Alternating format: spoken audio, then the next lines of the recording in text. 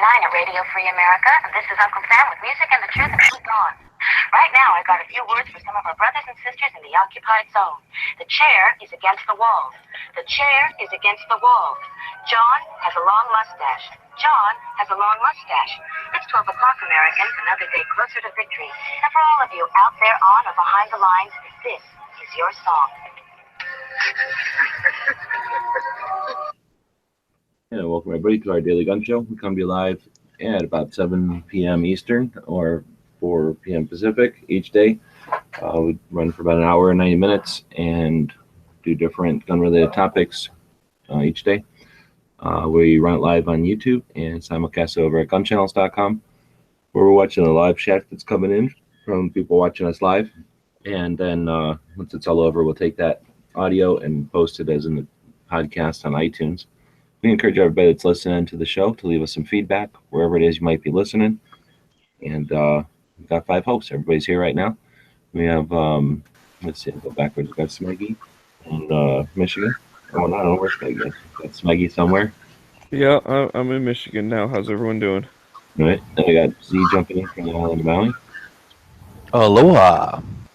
I'm down here in Arizona. We got Bob, who's almost leaving Arizona, but he's here right now. Hey, everybody. And then we got Dano, who's normally in Illinois, but now in Camden, Tennessee. Yep, I'm still here in Camden, Tennessee. Well, you sound super good today. So, anyway, that's the show. And let's see. Today we are talking about episode 307. Interpreting Second Amendment through modern times. We're going to talk about if it's a good idea or a bad idea to brag about your firearms.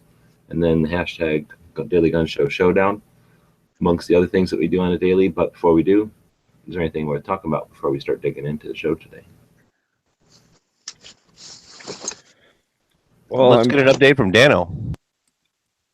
Let's see. I am exhausted. I have successfully completed the fighting pistol course. I'm very glad I took it.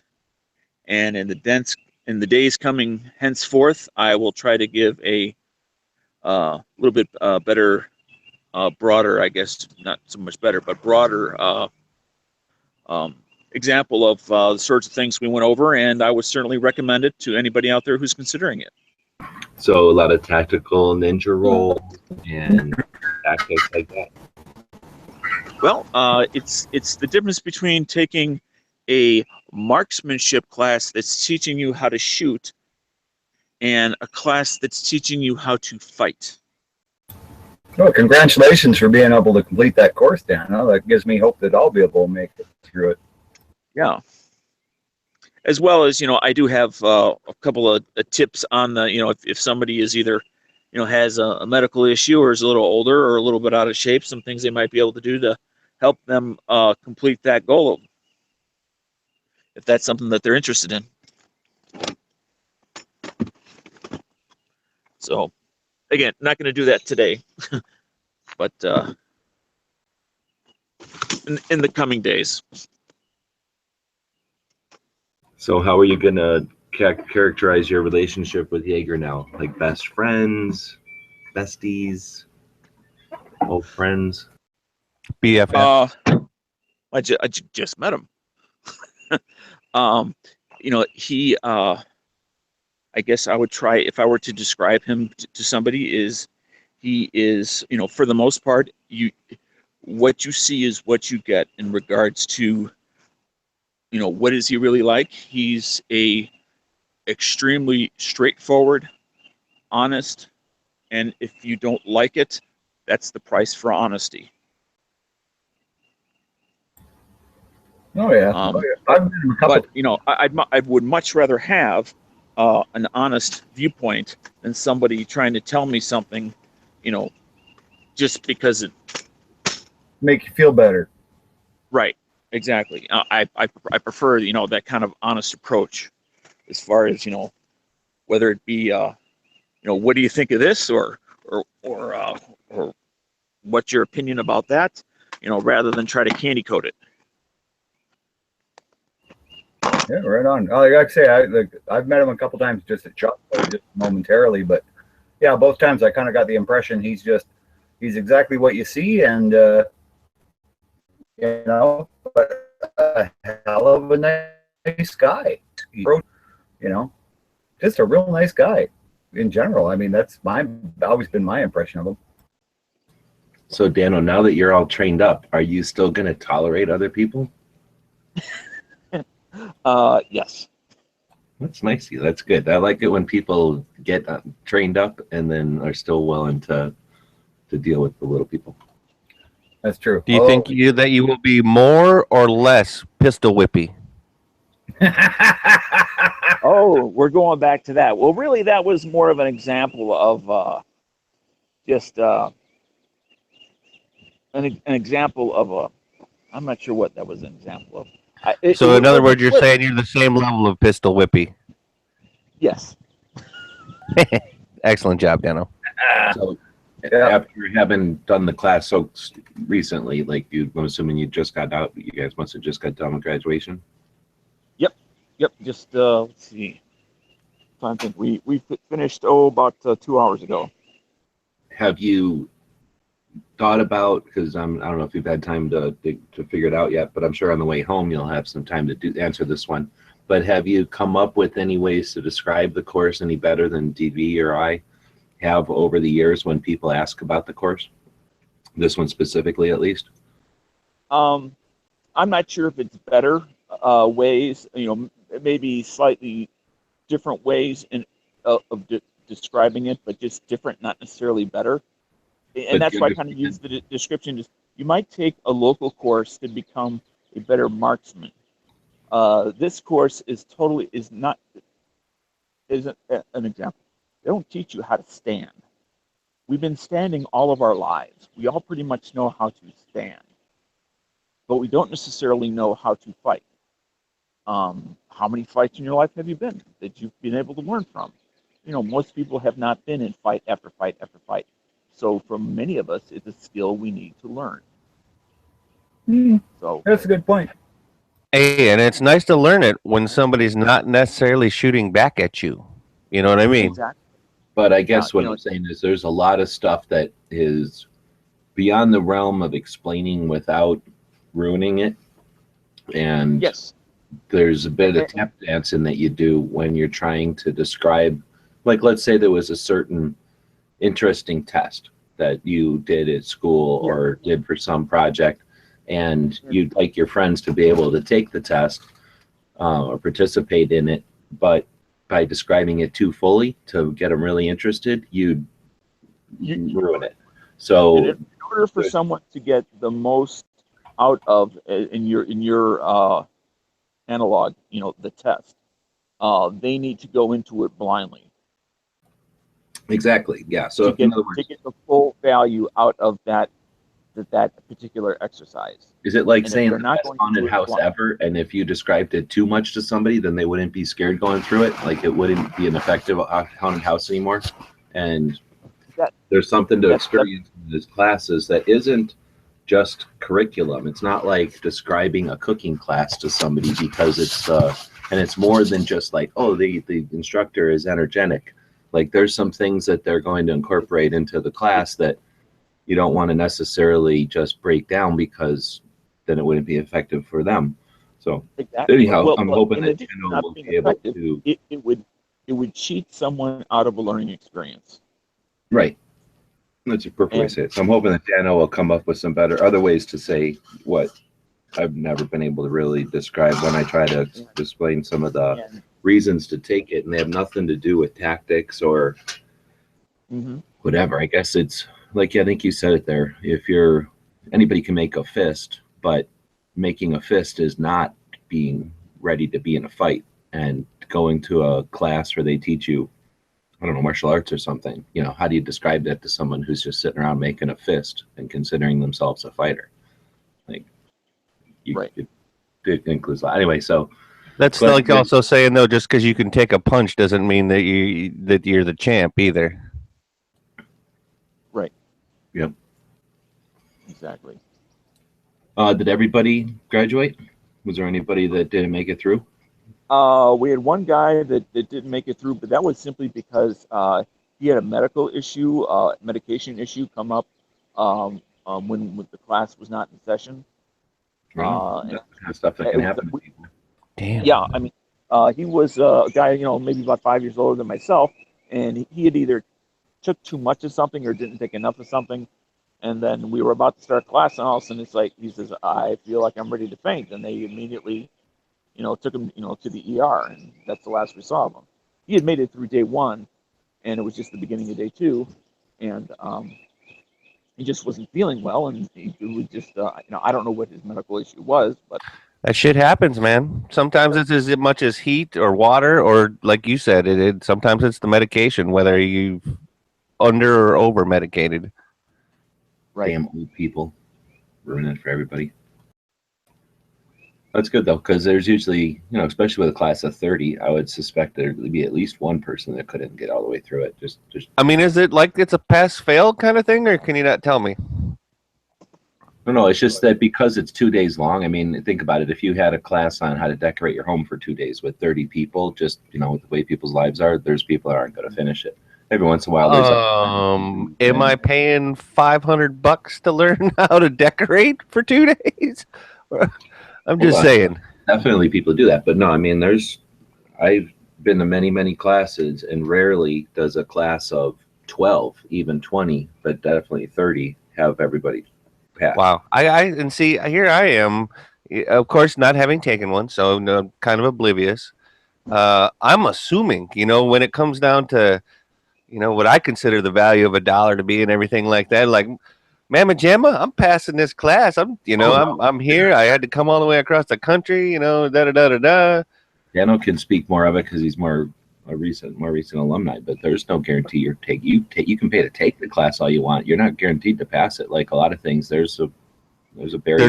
There's a level of requirement, so to speak. Yeah. If you cannot maintain a safe mental mindset, you will not make it. I mean, but that's keeping, safety is job one, and everyone is a range safety officer. I mean, but you have to take that shit seriously. This is not, gameplay. This is an adult. Maybe adult is not the right word, but something for people of a mature mindset. And if you are not able to push through the physicality aspects of it, with or the mental aspects of it, maybe you can't hang, and you will self. Well, I guess I understand that, and I also see that it's not like it's graded. It's just that it's like pass fail. Either you can handle it and you accept the responsibilities of the things that you learned in class, so to speak. You will self-select yourself out. Okay, I gotcha. And that's not to say maybe somebody didn't come prepared. Maybe their health is not what they thought it was. Maybe their mindset was not what they thought it was. Can you comment on? You can't control what your I'll wait till he's done. You're breaking up weird, Bob. We hear that you said something, just not even what it was, though. Dano, I wanted to ask, what, if you can tell us about the pistols that were used in the fighting pistol class? What I can say is every gun except for one was 9mm. The one that wasn't was a 45. Mostly Glocks by far. SIGs, H&K. Oh, fancy schmancies. All right. Oh, he'll be back. You broke Dano's Z. Bob, I'm just glad you're not stroking out, dude, because when I hear you like that, it just makes me nervous. All right, so I'm sure Dan will get back. We got more questions for him, but I guess we'll dig into the show a little bit. Anybody else have anything else to get into before we start the show? Yeah, kind of just as a point of reference. I mean, I don't really follow this super big, but I guess the FBI director was fired today. Comey, I believe so. Yeah. So I don't know what that means. I mean, I don't know. Is that a good thing, a bad thing, whatever? I honestly don't know that much, but I always think it's a good thing because I don't think those people are setting in positions that they're due. I think they should have to work for it, right? So good. So Well, and was also what? Clinton, or was it something else? Because it was weird two-step with Clinton being guilty, not guilty, that kind of thing. I'm not sure. I haven't seen anything that said a specific reason. Maybe that will come out Also, later. Trump nominated a few more lower court appointees. Oh, did he actually nominate him? I thought it was something like he had a list of people that he thinks would be good nominees, like if the situation arises that there's an opening. Oh, But I I may have thought, misunderstood. and I didn't read the whole article either. I was just scrolling by, and I thought that it said that he had nominated. And of course, it's not like he can nominate for all of the lower courts or anything like that. I think he just some, which is great because now they have one more thing to cry about and argue over. Dan was back. It sounds like. It Looks like it. I will give y'all one quick visual here. I want you to Is that a read. dead body? I want you to read the top of the door if you can. Abandon hope, all the who enter here. You know where else that's written? Where's that?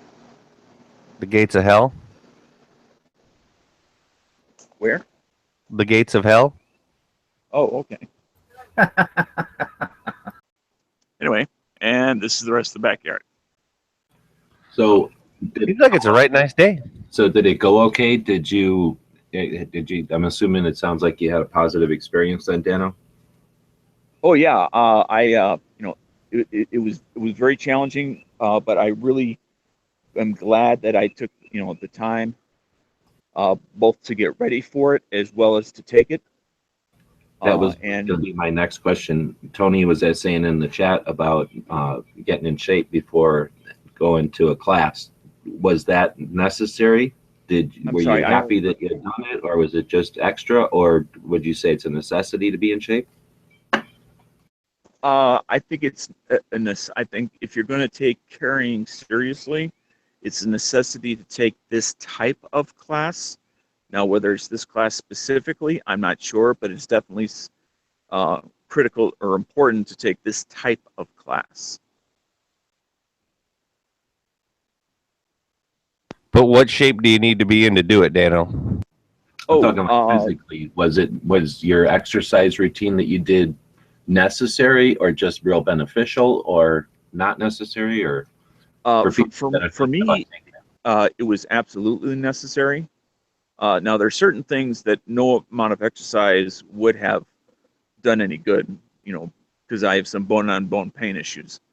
But yeah, to be semi-fit, would be to your advantage, because you would be able to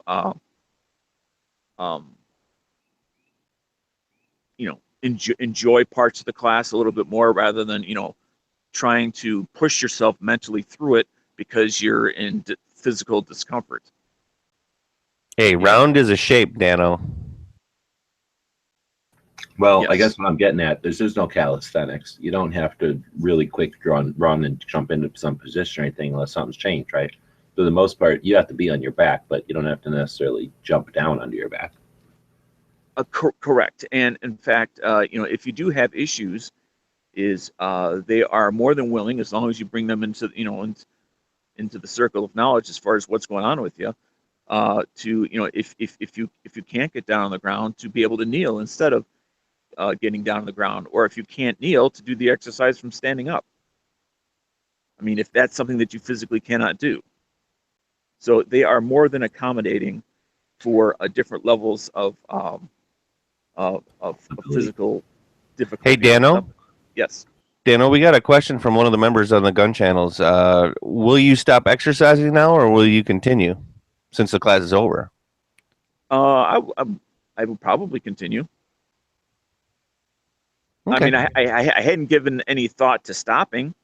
Right on. So, but I just didn't think about it at all as far as, I didn't think, oh, gee, now I have to continue. But it's like, well, why would I stop? Do you feel like you will be able to implement any of your new training at the range that you're able to go to, or does your range not really allow for some of the new things that you may have learned? My range allows for certainly the vast majority of everything that I've learned here. In fact, it's funny that you bring that up because, at least the way that it's taught here, the purpose of training is to show you how to practice at the range. Otherwise, it would be a one and done sort of thing. So that when you're going out there, through repetitive actions and repetitive things, you can repeat those positive ways of doing things, or the better ways of doing things. Nice. That's awesome. So, as well as at an indoor range, there are still a number of things that can be done there. Certainly not everything, but there's still a number of things that you can do at an indoor range if that's all you have.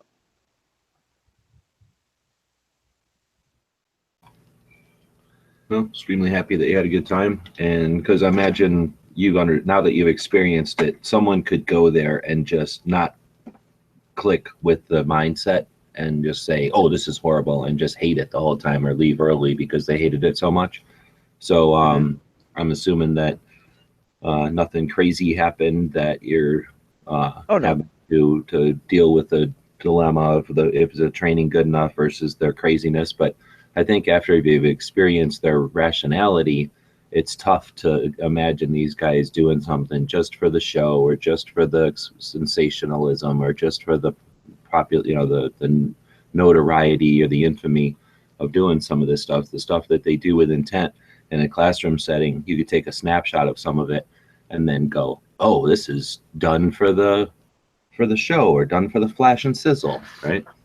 Right. There's a reason for everything that it's done, and it may not necessarily be immediately obvious, but there is a reason for it. Whether it's to, anybody can draw and fire at something that's not firing at you, and then you put a hole in a piece of paper. But when you raise the levels of stress as best as you're able to, and then try to say, okay, now try to put that hole in a hole. And then you realize that, gee, now you got a little bit of a pattern going.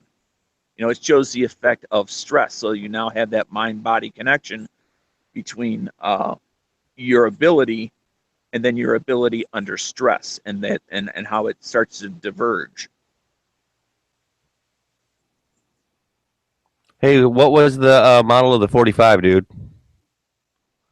I do not recall. The guy that was shooting the 45, he's not here right now, but he should be coming back later tonight. As long as he does, I will ask and report back tomorrow. Hey, thank you. Much appreciation. What are you eating for dinner today? Yep. Actually, it's funny that you said that. I have been drinking water for the past 48 almost nonstop.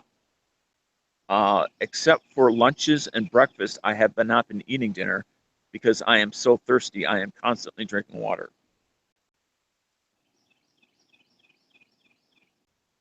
So, but my body water level, whatever it is you want to call it, will get back to a basic level, and then I'll be eating around the clock again. But that's just a temporary thing. But I don't like to force eat.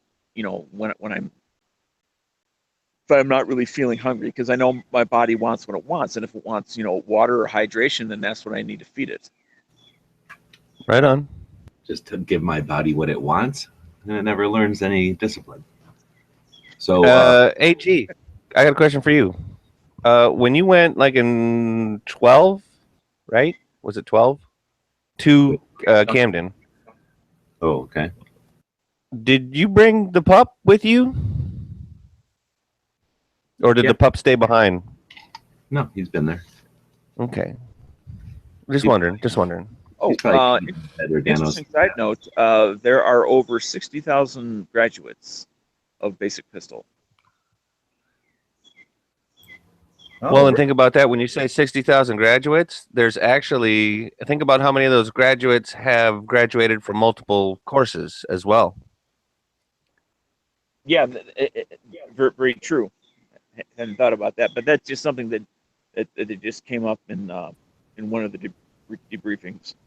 Well, now Dano's an alumni, which means he's welcome to come back any time to do classes, and then go to the Alumni weekend. Yep. And then, this is the kind of class that, along with some of the others they teach, that aren't so much a class as an experience, I guess. I mean, at least you can take it the first couple of times as an instructional type of class, and then once you have the knowledge, you can use it as an exercise to refresh your skills and to just network and meet other people and hang out, and you pay a little bit less, I think, as an alumni, so it's a little more easy to take it on a regular. But then you can come back for a couple years and refresh. Like a continued efficacy class, or whatever. Like when you're an electrician or whatever, and you get the the update, so to speak. Education or something. Hey, DB does have a question for you, Dano, and without like spoiling it or what have you, his question is, was there a final exercise? He's not asking what it was, he's just asking if there was.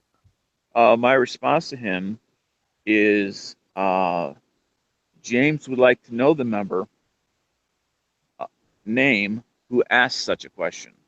So does he want me DB back? Okay, yeah, no worries. Because DB said when he was there was a final. So, well, wait a minute. Never mind. Don't answer that question.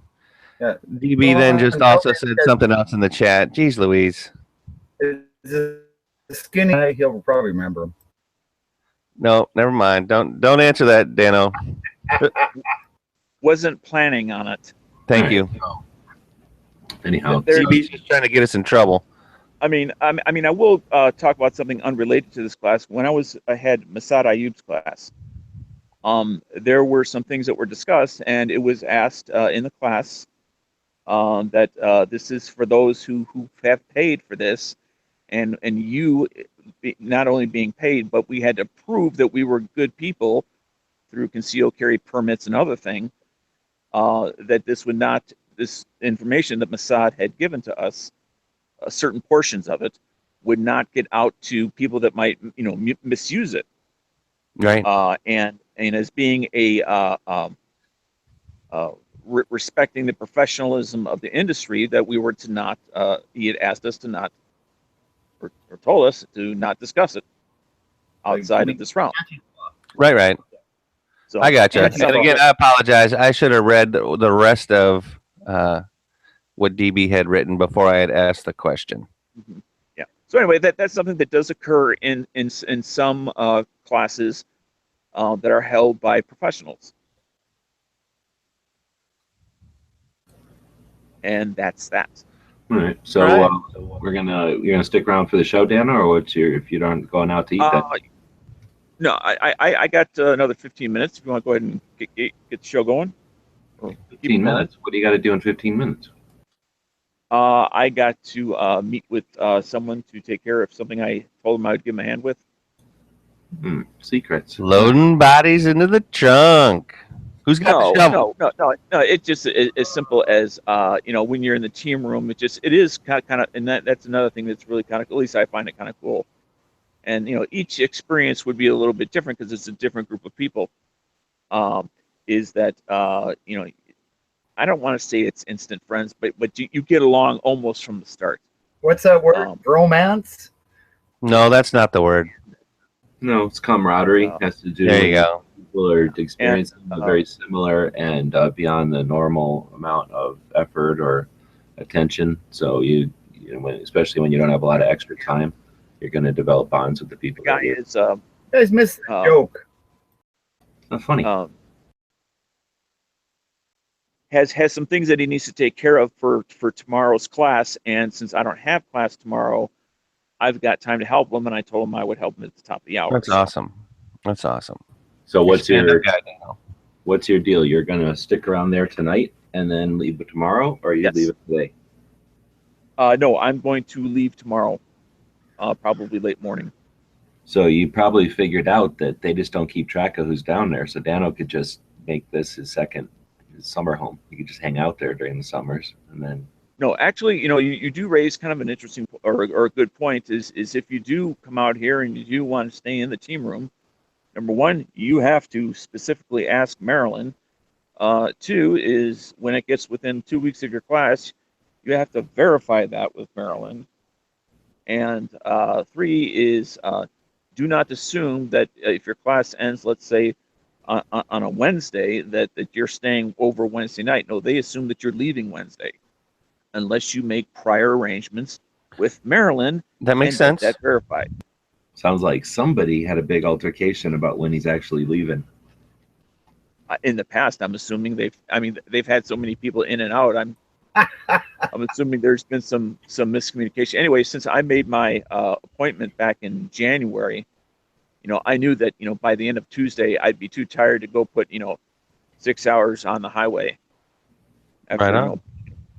being out all day. So I asked if it'd be okay if I stayed Wednesday night, then left Wednesday morning, and she said sure, but thanks for letting them know and got me on the list. So, but you have to ask for that. Yeah. Yeah, I thought it sounded like maybe Maryland doesn't share her tape very well. I don't know She about that. she's I just great. know that I've heard of this person before, and let's just follow directions and everything will be just fine. Yep, she's kind of like the office manager, go-to person for making all arrangements. I mean, we've got people here from Australia,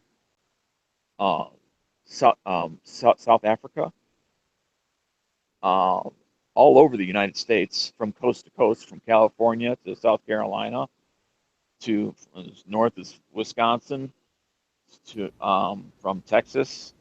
I mean, just let alone other southern states. I mean, so they're from all over the place. So since we're still talking about it, Cycle's got a question on the YouTube on the gun channel side. Do they provide written materials or DVDs to help you retain what you've learned? They do provide a pamphlet. No, I'd call it more than that. You're talking about your class materials? Yes. That's it. Well, last time. Well, mine are bound. Mine are spiral bound. They're much more than a pamphlet. They're definitely a booklet or basically a 8.5 by 11. I don't know, stack of papers. It's got to be 30 something pages thick. Yeah. There's copied references in there. There's actually the curriculum written out. There's even room for notes. I bring that up because I've literally taken quite a few. I must have taken at least a dozen different instructors courses and then multiple courses with some of them over the years. And except for Front Sight is the only place that I'm aware of that, and maybe Gun Sight, I haven't seen what their actual class handouts are. But Tactical Response has just about the most professional and most useful and most elaborate of class handouts. Like from the beginning, from back in the 2005, first time I experienced one of their classes, they set the standard, and I've always been disappointed. Rarely do you even get a handout from another instructor, no matter what level or what rank they are. And if you do, it's a page or two. Like Tactical Response definitely leads the way in giving you classroom. I guess when I said a pamphlet, I guess different people have. I don't know if there's a technical definition for pamphlet, but you're absolutely right. It's 8.5 by 11. It's not like with bound. bound and stuff and published, but it is well more substantial than a piece of paper or two. Yeah, and you don't have that's why I just wanted to reemphasize that, because that is one of the things. However, I'll let Dan know because he's just got done with it. It's not necessarily like the itinerary of the class or something, then you can just use it as some sort of like cheat sheet and go back and take the class over and over. It's more like an outline of what you talked about. It's really up to you to leave notes. Well, Dan can tell you he's got the thing. Exactly. That's exactly what it is. In fact, it's copyrighted 2012, so it may be the exact same version as you. Because was it 12 or 8 that you took it? But to answer the question, then, do they provide written materials or DVDs to help you retain? No, they give you that outline, and the outline has things like some reading that you might want to take about mindset and about some of the points of the class. And there's plenty of room for notes, but since individuals are individuals, they leave room for you to leave your own notes, and you'd be able to refer to that for sure. But my impression is tactical response, like most other schools, they want to teach, like Dano said before, I think he said it perfectly, they teach you what to practice at home. There's not really like a lot of techniques here. It's not like you go to one school and it's like karate, and you go to another school and it's like judo, and you go to another school and it's like taekwondo. It's like you're going to a bunch of schools that are basically all learning, I don't know, karate. You're just learning it a little bit different each time. But there's only so many things. You shoot the gun, you make the gun work again, and you put the gun away. That's about all there is to do with a gun. So it's just it's not the way you do it. It's well, I guess it is the way. It's not the draw stroke. It's just the concept of maybe some of the drills. I don't know. Maybe Dano has a better way to say it, but in other words, it's not like you're learning a set of kata that you're going to go home and practice that, or some like 6-step draw method that you're going to need like illustrations to remember them so that you can go home and try to emulate that. It's right. more of the theory. They taught us the exercises. The exercises themselves are not in the handout or the book. It's not a book. Again, I'm not sure how to refer to it, but it's 8.5 by 11. It's bound. It's about 50 pages. But you cannot take it and like go do your own class or something like that. No, that's not what it is. But I guess he's clarifying. My question was like a study guide, so you know if you're doing it right at the range later. And I don't think that's maybe what we're missing. There are no right and wrong methods. At least that's not their thing. Their thing is mainly just to slap you in the face and go, look, you're carrying a gun. And there's a lot more to it than just owning it. There's a lot more to it than just knowing how to shoot it well. There's a lot more to it than just owning it, having it on all the time, knowing how to shoot it well, being responsible for every projectile that gets fired downrange, understanding what's about to happen after, and then being able to describe everything and your reasons for doing so when needed. I mean, there's a lot more to it, and they just try to make us aware of that. And they actually try to keep us away from the idea that, well, if you know this 6-point draw stroke, you're good to go. You're going to get the gun out first, and you're going to win that gunfight. Or if you get a flyer, don't worry about it, when in fact that flyer just killed a 3-year-old child. Yeah, they want you to think about the 3-year-old child that's potentially at risk when you miss, as opposed to some technique that'll stop you from missing. So it's more of a base basketball coach type of thing. You go there to learn from an old basketball pro. He's telling you how to play the game. He's telling you like how to get ready for, living life on the road as a basic basketball player. You're beyond like how you shoot the basket or how do I do a layup or whatever the things are in basketball. Like you're learning theory here. So it's not so much like let's all do this drill, with step A, step B, and step C, and practice that really well so that we can all do that drill similarly or quickly. Or anyway, that's a tough one. So maybe Dan will have some time. I think it's going to be actually kind of good that you're going to drive for a bit, take a day off, and then drive for a bit to get home. Or are you going to do the whole thing straight? Oh, I'm not going to do the whole thing straight. I'm going to spend at least 2 days, possibly 3, between Tennessee and Kentucky, just kind of meandering my way around some of the smaller towns. And then when I actually get to the southern end of Illinois, at that point I'm just gonna go straight home. You're gonna take 3 days to get from where you are now to the tip of Illinois. That's like 2 hours away. Well, maximum. Yeah, but I'm purposely checking out potential places that I might want to live at some point. Oh, okay. So you have your other tasks down there. So yes. Recon. He's doing recon. Yes. I guess I was just saying though that you've got it good. I think one of the aspects of driving to training facility like you're doing, especially when it's excellent training like tactical response fighting pistol or force on force. So hopefully we'll be hearing from your force on force report one of these days. Both of them though, it's a mind fuck. You go there thinking one thing, and we're not talking like there's a special little thing behind the curtain and it's a shocker. And you know, that's the thing that we're alluding to. It's this concept that you go there like Luke, and you're going to talk to Yoda, and he's basically going to tell you it's you're your own worst enemy. If you're going to screw up, it's you screwing up, and the bad guy is going to use that to his advantage and kill you. Like it's more of just you know, here's a realistic way to look at it. You paid us to show, to take the skin off. So here's what the real deal is. And when you hear that, it's a little unsettling for people. Some people rebel against it and close their minds to it and go, uh-oh, just because I'm fat and just because I can't get up off the ground, or just because, you know, I don't really think or I don't really know how to work my gun as well as I act like I can. You know, some of these things that are just real. People don't like to face that stuff, but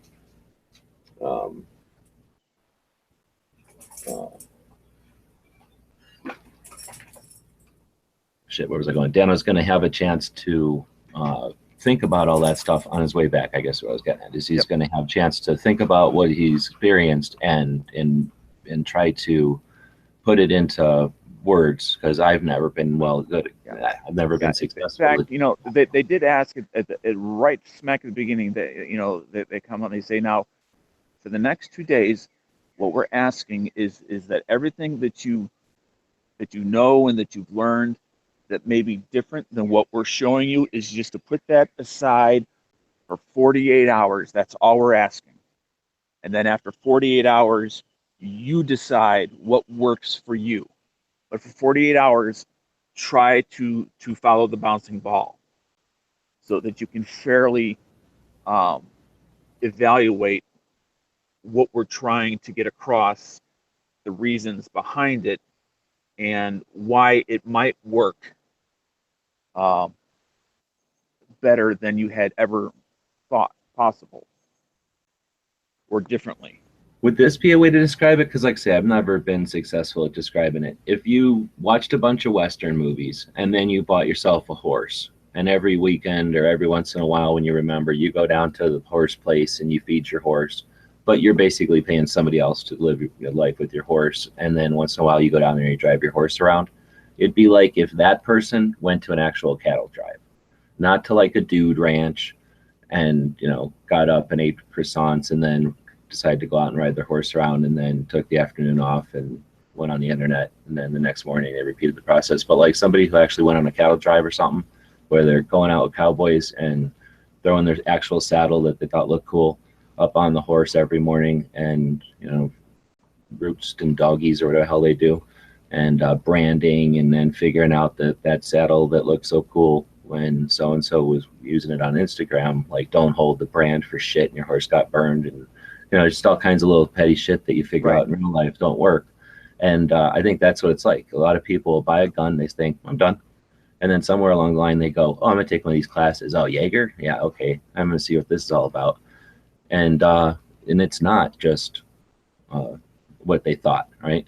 So anyhow, I guess what I'm saying is you'll have a few days of driving. I think I kind of envy that, because when you take it and it's in your town, like when they travel and they're half an hour away, or, you know, on the other side of town or something, all you have is, you know, a little bit of time to decompress, I guess, or you know, absorb it all before you're back in regular life and doing stuff. And you can only absorb so much, because it is sort of a trip, experiencing it. And I think if you kind of have to drive for a couple of days home with just that and the music to absorb that all. One other thing I'll pass along that I thought was very informative is a way of trying to describe what they're trying to get across. Is everybody's heard of the book, or not everybody, some people have heard of the book, Men Are From Mars, Women Are From Venus. If you think of it as good people are from Mars and evil people are from Venus. You sexist. That sounds about right, actually. But in regards to the way that, you know, good, honest people think and the way that evil people think, and that that as good people, the greater understanding we have of those. I'm using the word evil. You can use the word criminal or whatever word you feel best fits. That you understand that the best, then you have a better way of addressing that by having a deeper understanding of that. But anyway, I do have to get into give this guy a hand for about a half hour or so, taking care of some of his stuff. So good luck. Don't overdo it, and don't forget to stretch. Yep. And all right. jump back in if we're still on, Daniel. Just check it if you got time. All right, sure will. You guys Yeah, have a good show. You can work the show into your schedule, Okay. your new fancy Bye-bye. tactical schedule. Hey, don't worry about it, Dano. We started 15 minutes late today because somebody was sleeping. So And, Dead asleep. You know, Phone call from Bob. Hey, what are we doing a show today or what? I could have used one of those things. What do they call them? A nap, I think. nap. That sounds like so excellent.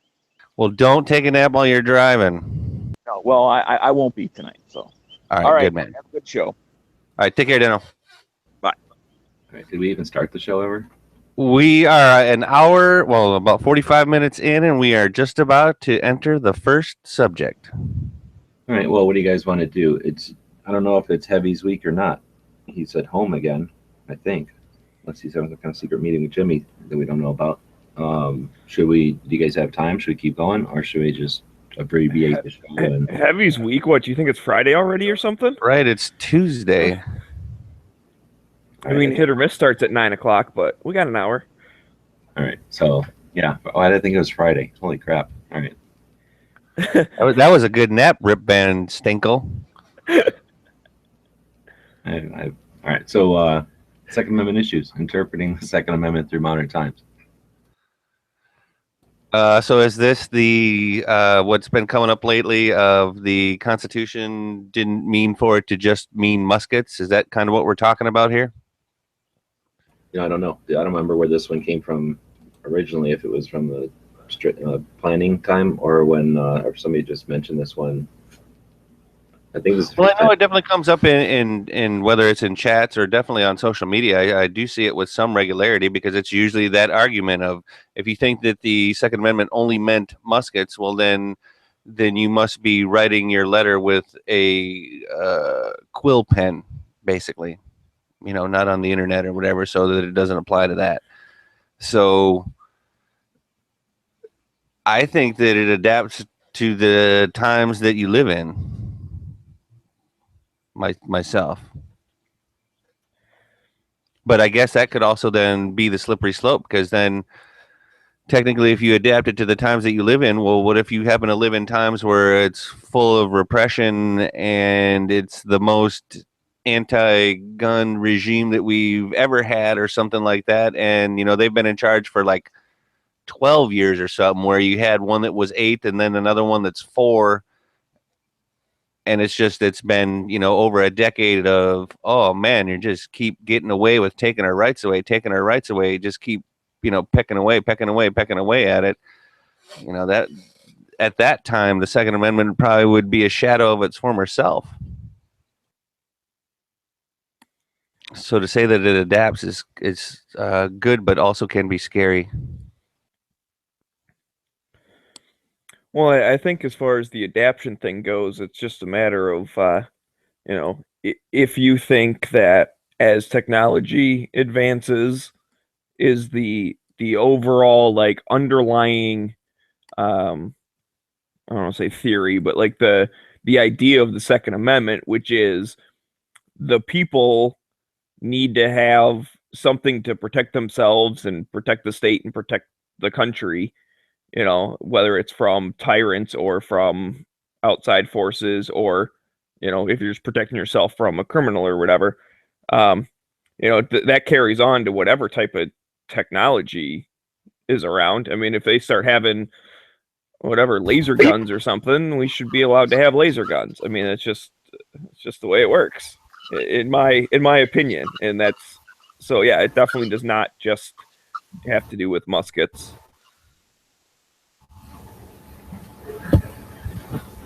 think No, that have the. on, Go ahead, Bob. I was just going to say on that point, they also, I mean, there were cartridge guns, there were repeating guns back in those days.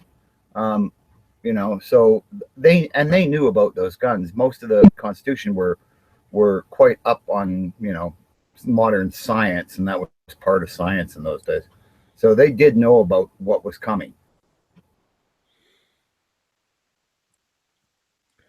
Right. In fact, I just saw a thing on Instagram today. I guess it's a clip from a show called Making History.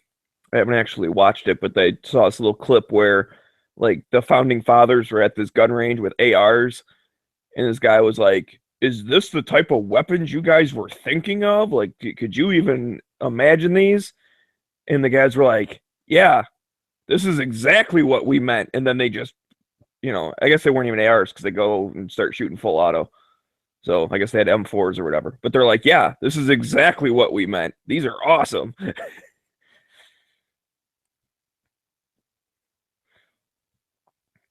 Right, because that would have been what revolting for the revolution would have needed.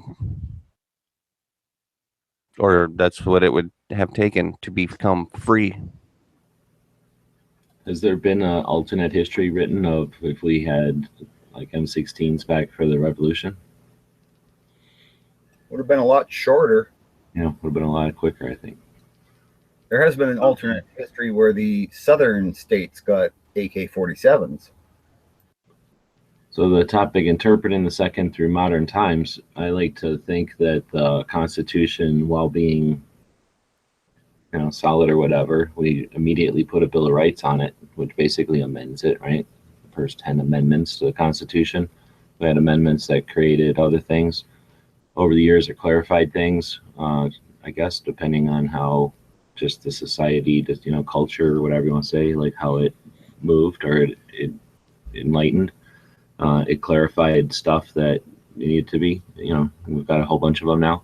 We've had some that were created and then others that repealed those additions, right?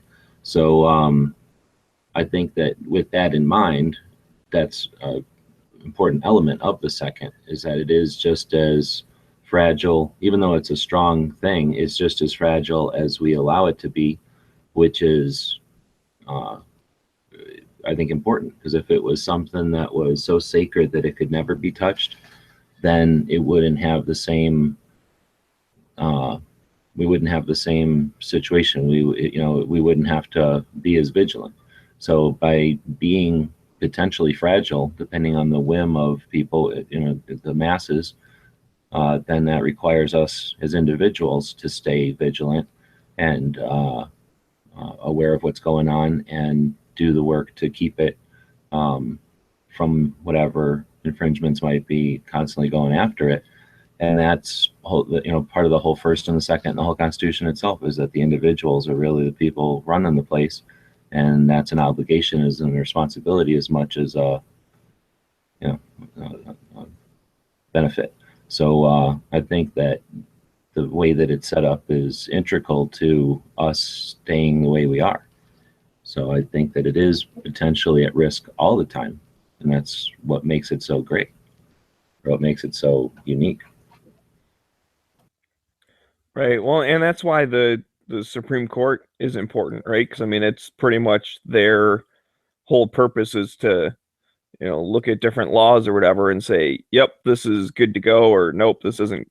You know, this isn't what is in the Constitution. You know, get rid of it."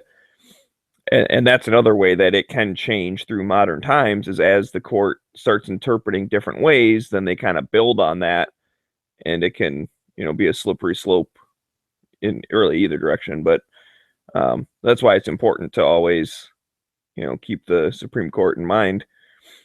And I would still love to see a court case come out that just says, "Yep, they meant everything. Leave guns alone, you stupid gun grabbers. Like, you're dumb." I don't know if they'll ever actually come out and say that, but it'd be awesome if they did. Even if they said verbatim, then there's nothing stopping them from a week later having a regime change or a change in opinion and then saying the opposite. Yep. There can be no absolute, like, a thing. It's like G-Webs was just saying a moment ago. The fact that it can be messed with is what keeps us fighting it on our toes. So we're paying attention to stuff, and that's what we will eternal vigilance. That's what it's going to take. I don't know that there'll ever be. It's written in stone, and you never have to worry about it because, like he was just saying, somebody could take it to the chisel and cross it out. Right. I mean, you still even hear that old argument that like it's only for people in a special organized militia and all this stuff, yeah. which has been debunked a million times. And Pants put up one of my favorite quotes ever, which was just copied over here in the internal. But yeah, a well-balanced breakfast being necessary to the start of a good day, the right of the people to keep and drink milk shall not be infringed. If you say that to someone and then ask them, does that mean you can only drink milk at breakfast? Most people that understand the English language will say, well, no, you're allowed to have milk whenever. It's just suggested that you drink it at breakfast. Like, and it's the exact same structure as the Second Amendment. I know I've used that example before, and I didn't invent it. I heard it somewhere. I just don't know where. But I love that argument when you hear people start going, oh, it's just the militias. And because I've heard people say that, like, well, we have like the military now, so we don't need militias. So, the citizens don't need anything. It's like, dude, that was the whole point, was the militias are supposed to, keep watch in case the military turns evil or whatever. Like, that's the exact reason why we need them. In case the government, who controls the military, the army, if they decide to use the army against the people, the militias are there to protect the people. You mean like the British government did to the American colonies? You mean like that? Yeah, that would be a pretty good example. And you know what? The military and the people had the same weapons.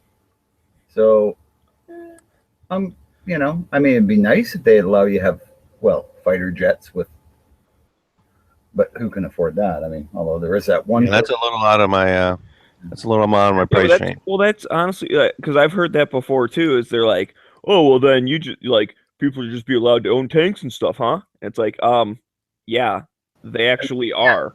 Yeah. It's just that not many people do, but there's nothing against the law of owning a tank. There's a guy out there who restored a P-51 Mustang, and he's got 6 functioning 50 caliber machine guns in the wings. And that's 6 tax stamps. Oh yeah, but I mean, if you can afford to restore a P-51 Mustang, you can afford 6 tax stamps.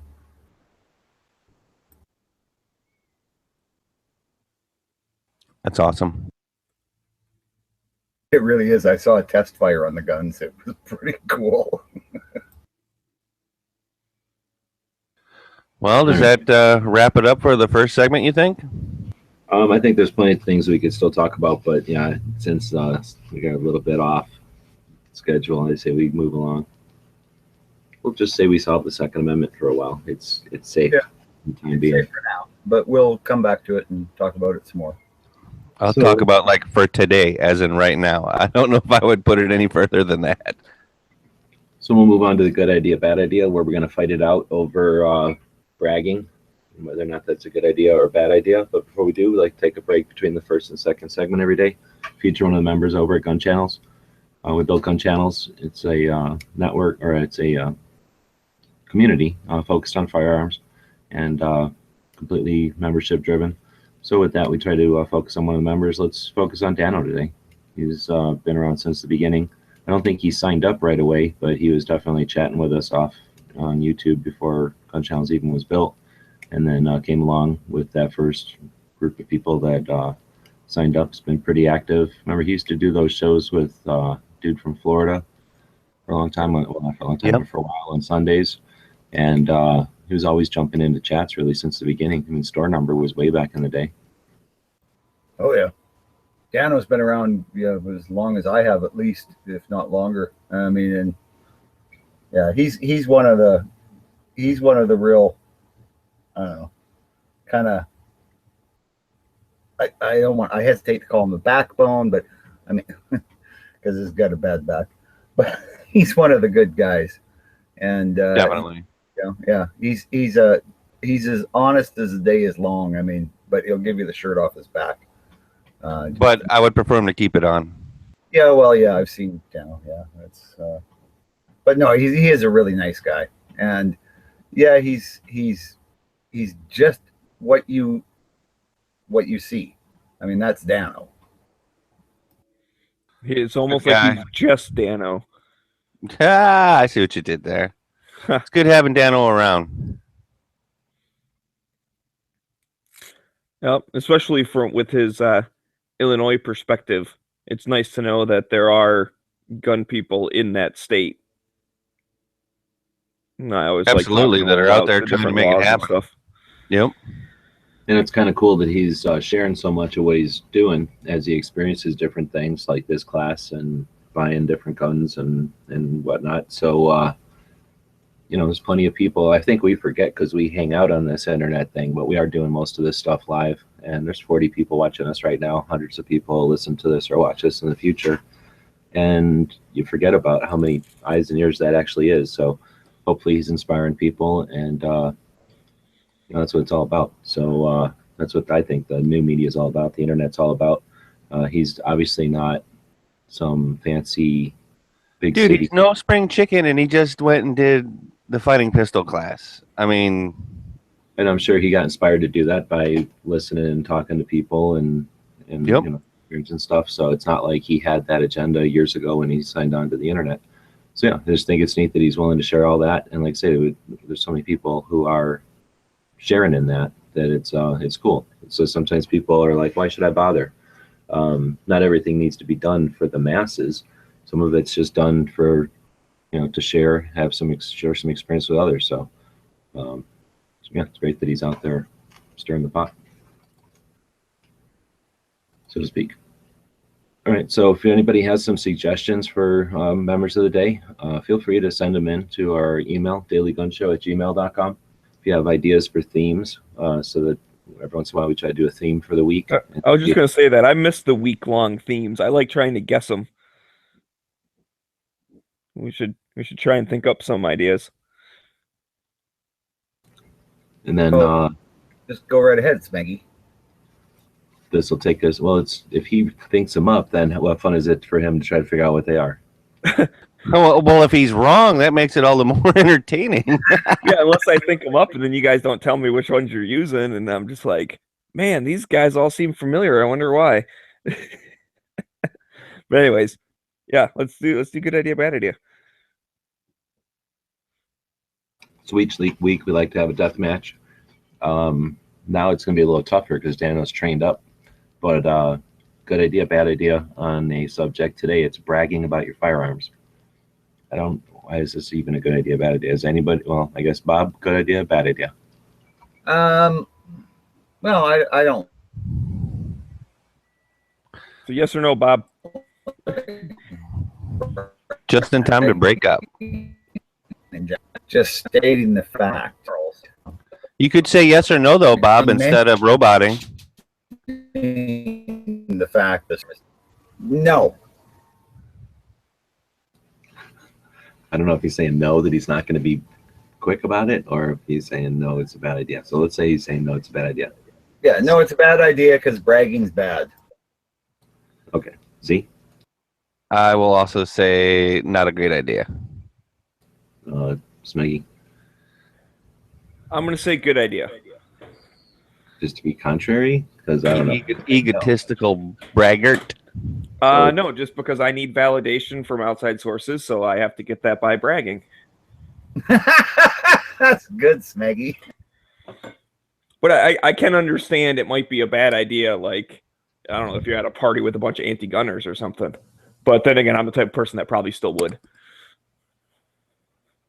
I like arguments.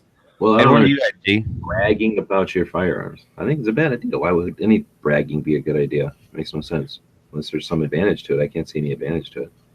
But bragging about your firearms. So what is this? Like the little 9mm deniers who are like, oh, this 9mm is just as good. Or like, but it can. No, that's not bragging about your firearms. That's bragging about 9mm. Like bragging about your firearms is, oh, the high power. There is simply nothing better. That's bragging about your firearms if you own one of those. Oh, now I see why we stuck this in as a topic. Yes. This way, That's you can't not yell and bragging. scream in public. That's not bragging. That's stating a fact. No, it's not. See, and I would defend your being able to brag about it, Bob, but you said it was a bad idea. I mean, I guess let me clarify. When I say bragging, it's not necessarily being a complete jerk about it. I mean, I understand there are people that are just they brag about everything, like look at my awesome new car or whatever. But like, there's a difference of being proud of something you have and you know, kind of bragging, saying, yeah, I got this cool thing and I really like it and whatever. Or you're bragging about the size and number of your firearms, perhaps. Right. And especially if it's like with friends, because I mean, Size your bullets. you know, it's okay to brag to your friends because you know you're just giving them a hard time or whatever. That's what friends do. They joke around with each other. Yeah, that's almost like gun shaming because you do that just for fun. You always go, "Oh, you got a Chevy? Oh, too bad. Couldn't get a real car." That's all right. All braggarts go to hell anyway. Well, can there be any positives of it? Yeah, if you have something really cool and you brag about it and people say, "Wow, that's really cool," therefore you must be really cool. Well, I mean, That's how do all these positive. people get famous on Instagram? All these like what they call ballers or whatever. You know, here's me with a cool gun and two chicks, hot chicks in bikinis hanging around. Yeah, but is me. that bragging or is that just a picture? People, That doesn't sound like it's bragging. oh, that's brag. Well, I think you If can you- take a picture or Oh, acknowledge. look, I've got so much money, I can have all these bimbos and all cool guns. I think that you can possess stuff and share it with people, and then it's bragging when you're lording it over somebody who can't, Exactly. who wants it, right? So just having it and sharing it is one thing. I don't think that's bragging, but if you're gonna rub people's nose in it, then I guess that's where I would call it. And Moonfood seems to think that Z brags about his fancy revolver. I never got offended. I don't even know that I even bring that thing up unless asked about it. So that's interesting. Moonfood 78 Oh no, on you gun channels. bring it up quite a bit, Z. You just don't realize it.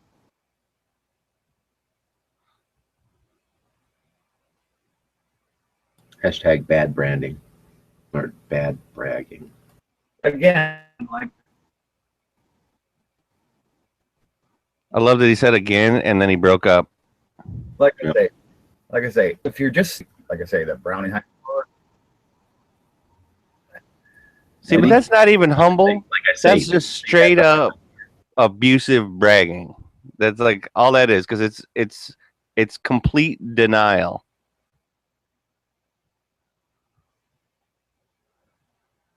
No, it's not. It's not like high power is the most expensive gun in the world. It's just the best.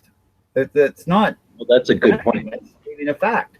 That's a good point Bob brings up. Can it really be bragging when the gun is inferior? Really, in reality? No, then it just makes you look foolish every time that you say it. Which sometimes bragging can make you look like an idiot. Oh, what's this hashtag humble brag? I've seen that before. People talk, yeah, like, oh, I don't mean to brag, but then they do. That's like what humble brag is. Yeah, see, and that's people go, oh look, I bought a $5,000 revolver or something, because it's the best in the world. Whether I go, well, but for combat, regular spinning. Well, that's not I really bet humble if you would have bragging, been that's able to regular put that bragging. into a linear sentence, Bob, that may have made sense. Maybe. I think he's talking about combat revolvers somehow. Well, he was talking about a multi-$1,000 revolver, and then he was talking about combat. So I don't know. Well, give me a break. My internet sucks. No, that's all right. So I think we're done. So in the end, it was 3 bad ideas and 1 good idea. In the end, Yeah, I'm still not convinced there's a positive brag, but it was an interesting topic. Well, and here's the other thing, though. Like mentioning something upon being asked or something to that effect, that's not actually bragging. Somebody actually asked you a question. Going above and out of, like you said, G, about like lording it over or rubbing somebody's face in it, that's where the brag comes in and the braggart. But anyway. Well, I'm going to say we solved it and suggest that perhaps people brag on the Instagram using hashtag Daily Gun Show, and then maybe it'll be included in our hashtag Daily Gun Show showdown, which we do occasionally. Every Tuesday, as a matter of fact. Every Tuesday. I actually had a pretty good humble brag about the Daily Show. I'm in one of these phone game thingies with We Like Shooting, and I guess some of the guys quit. And I was like, oh, they probably didn't have enough time to play the phone game because they do 2 shows a week. I mean, we just do 5 shows a week, but I guess it's no big deal. That'd be like a humble brag. But Going Postal said he'd check it out, so we might have a new listener now. So Excellent. Hello, dude. Way to Wherever go. you are.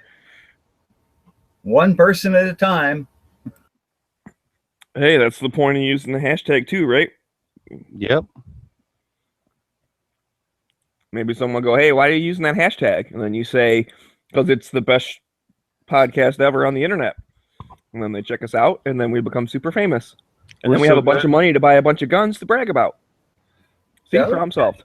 That'd be nice. I mean, I got a whole bunch I want to buy, but yeah. All right. Well, so we're going to send people over to try to make a couple of bucks over to our store at Gear Whip. Wait, what?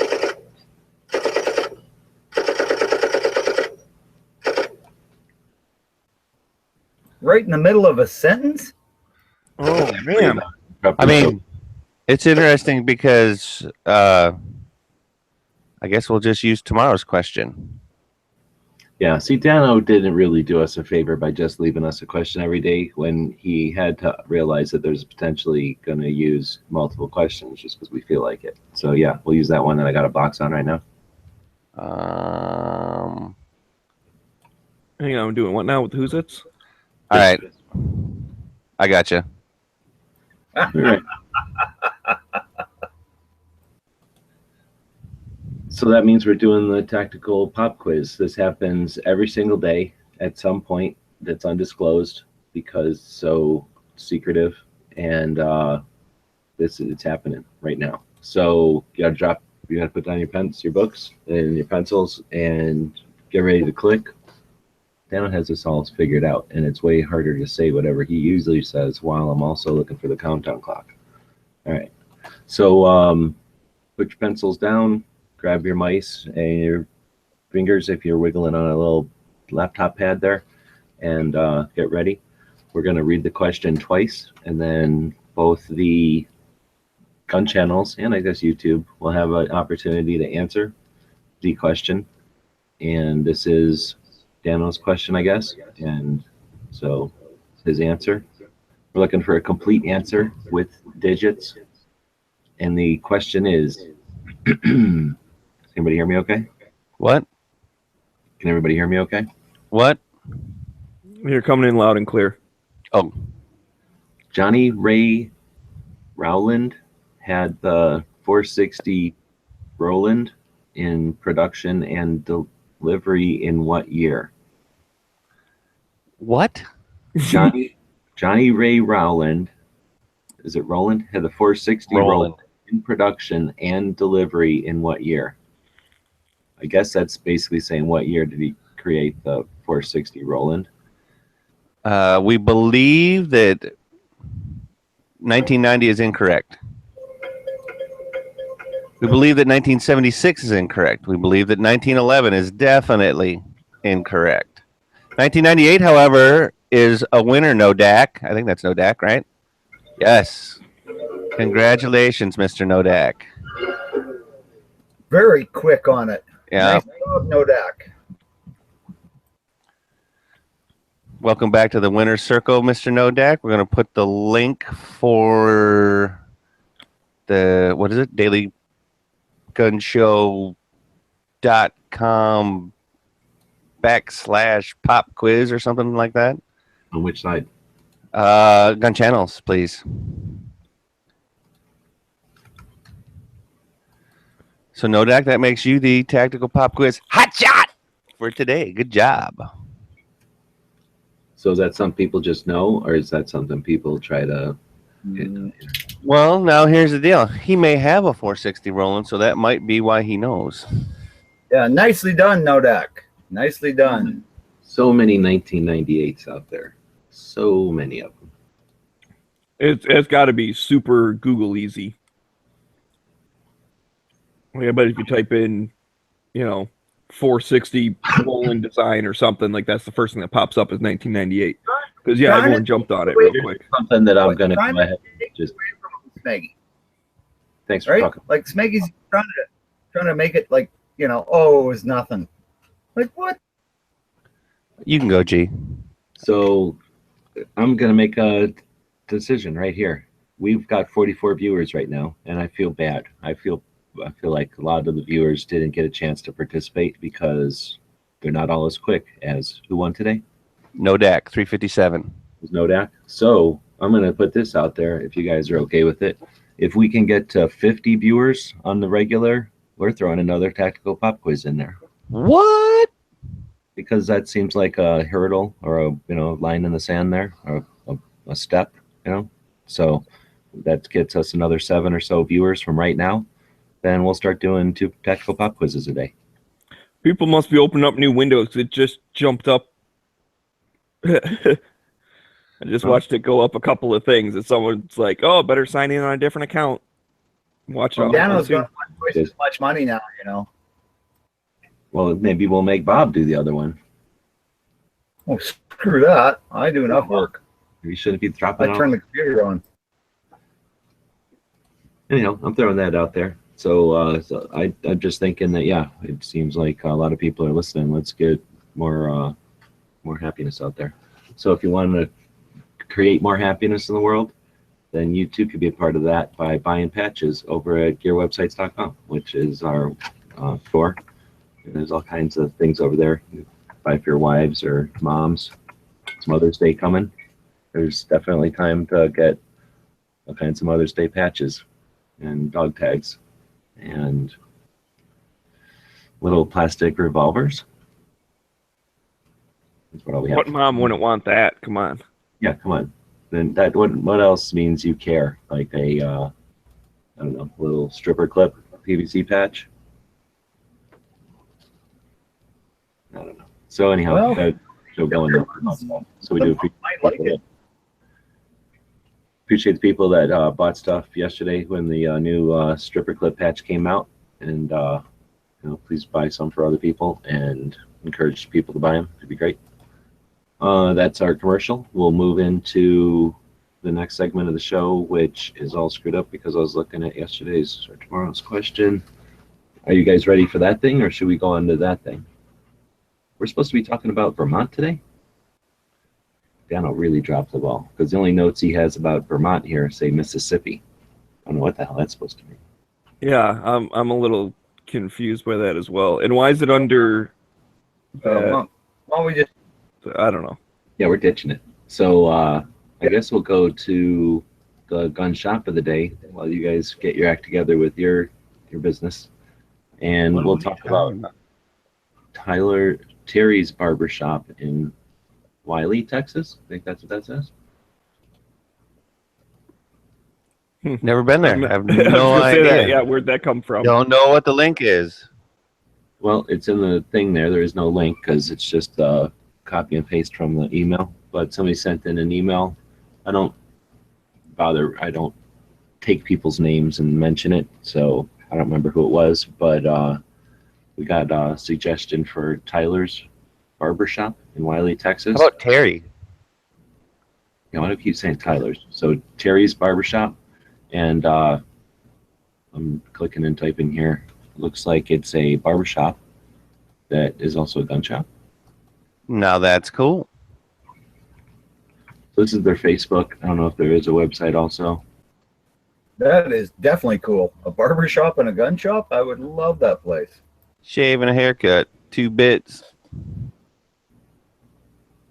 I doubt if it costs 2 bits anymore.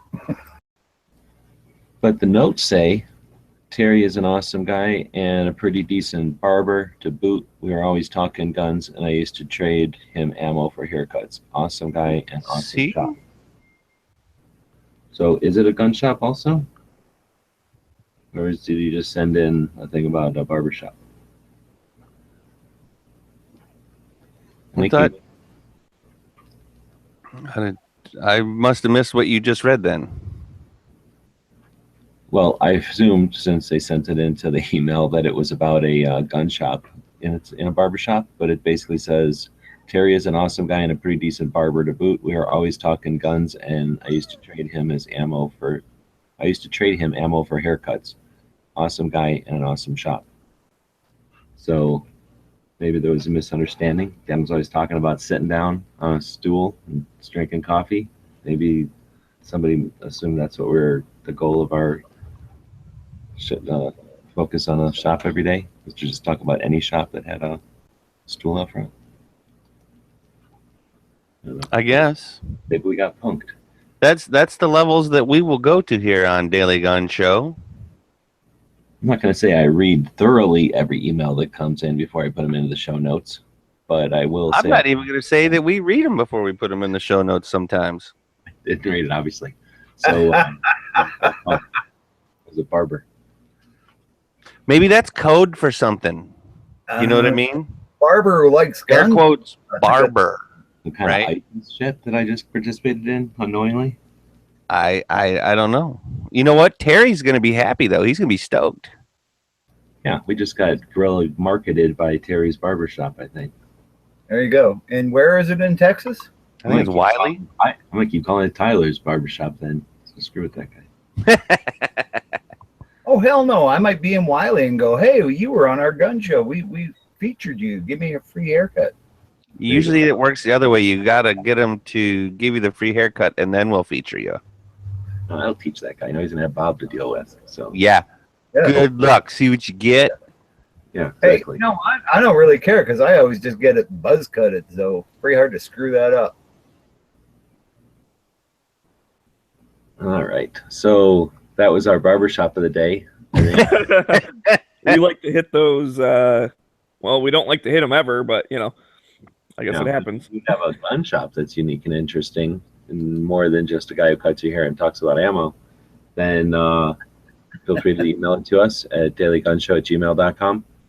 I'm not even guaranteeing I'm going to read them, so I'm not going to guarantee everything will get through there. But we do appreciate the people. I looked over there the other day, and there are a bunch of new emails coming in. This Saturday will be our scheduling show, so we get together at our old time slot, which was noon Pacific, 3 p.m. Eastern, and we get together on a Saturday and we schedule out the daily schedule for the next 30 days. And when we do that, we'll dig into the emails and see what people have been sending us and use those for the gun shops of the day, suggestions for movie of the day. A lot of people send in. You think Dano does a lot of work, but he doesn't. A lot of people send in those questions that he's acting like he came up with. So we do appreciate that, though, because Dano's got other things to do. And now that he's trained, he's probably not even going to hang around anymore. So glad to He'll have be out people to the show. doing kind of tactical stuff. Yeah, he'll just ninja roll in at some point during the show and do some kind of like shoot a hostage target behind our backs or something, and then like flip out doing some parkour. That's Dano's role from now on. Yeah, he's our resident operator now.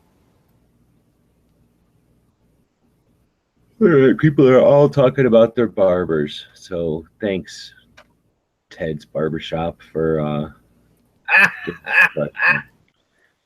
thought it was Jerry's barbershop. That was Terry. Or Carrie? No, Is it Terrence's. Carrie? Perry. Terry. Oh, actually, hey, it's not a gun store, but it's cool. Harry's Army Surplus Store. It's on Telegraph somewhere over there.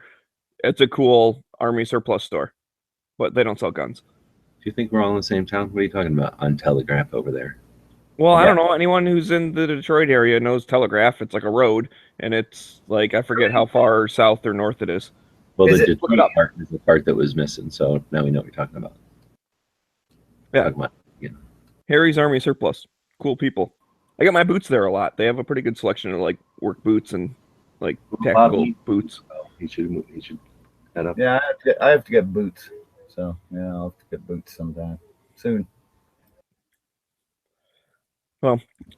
It's still not a gun shop, but it was at least closer than a barber. I'm not gonna drive there to get boots, man. All right, Thanks well, anyway. how about we drive into the next segment of the show, which could be the movie of the day? I think Z left though, so No, he's here. We said be right back though. that he left. Oh. So Let's do the gun of the day. all right, so what is this? Matt's gun? No, it is a Northeastern Arms 15 in 7.62 by 3.9 with a 7.5-inch barrel. It's only available in Canada. But I thought, just for some Canadian flavor. Gun brag. No, it's. I thought someone said it was a bad idea to brag about guns. Yeah, So, yeah. Northeastern Arms. With Bob, it's a mumble brag. Northeastern Arms does high-end AR-15s, just for shooters, right? So they're Oh, so it's a 7.62 AR yeah, bastard of a gun. it's direct impingement. It's a beautiful looking gun, and it just shoots fireballs. Yeah, like you see these things shoot. It's 7.5-inch barrel with 7.62. Why are you allowed to own those in Canada?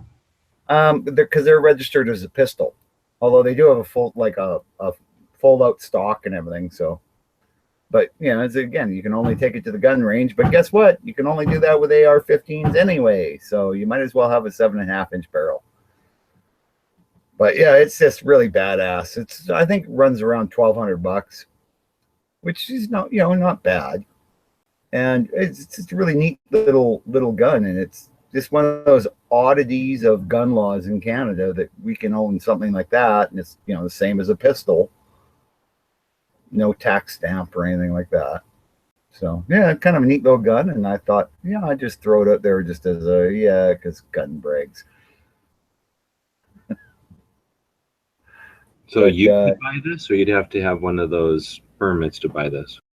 Oh no, I could buy that. I've got my pistol permit. So Well, then, of all the stuff that you own, you don't own an AR pistol or SBR basically like this. right, no, I don't. Well, because it's $1,200, and I'm cheap. You could sell off 7 pieces of shit and get one good one. Well, yeah, but the thing is, like that gun, I couldn't bring down here, so it's like. But I am tempted. I really would like to buy one. I'm trying to figure out how I can shake loose some money and pick one up, because they are a neat little gun. Speechless. If you have the and an means, AR. I highly suggest you pick one up. Well, yeah, and I mean, the nice thing with anything that uses AR-15 style magazines or pistol type is you can either use a Beowulf 50. Well, not a mag or the- 7.62 won't. They do make 10-round mags for them because they have 10-round AR-15 pistols that use 7.62 by 39. So you can at least get 10 rounds in it, which is better than 5. Buy twice as much. Oh. Well, hopefully we'll get rid of our stupid ass liberal government and get. Oh yeah, that's going to happen in a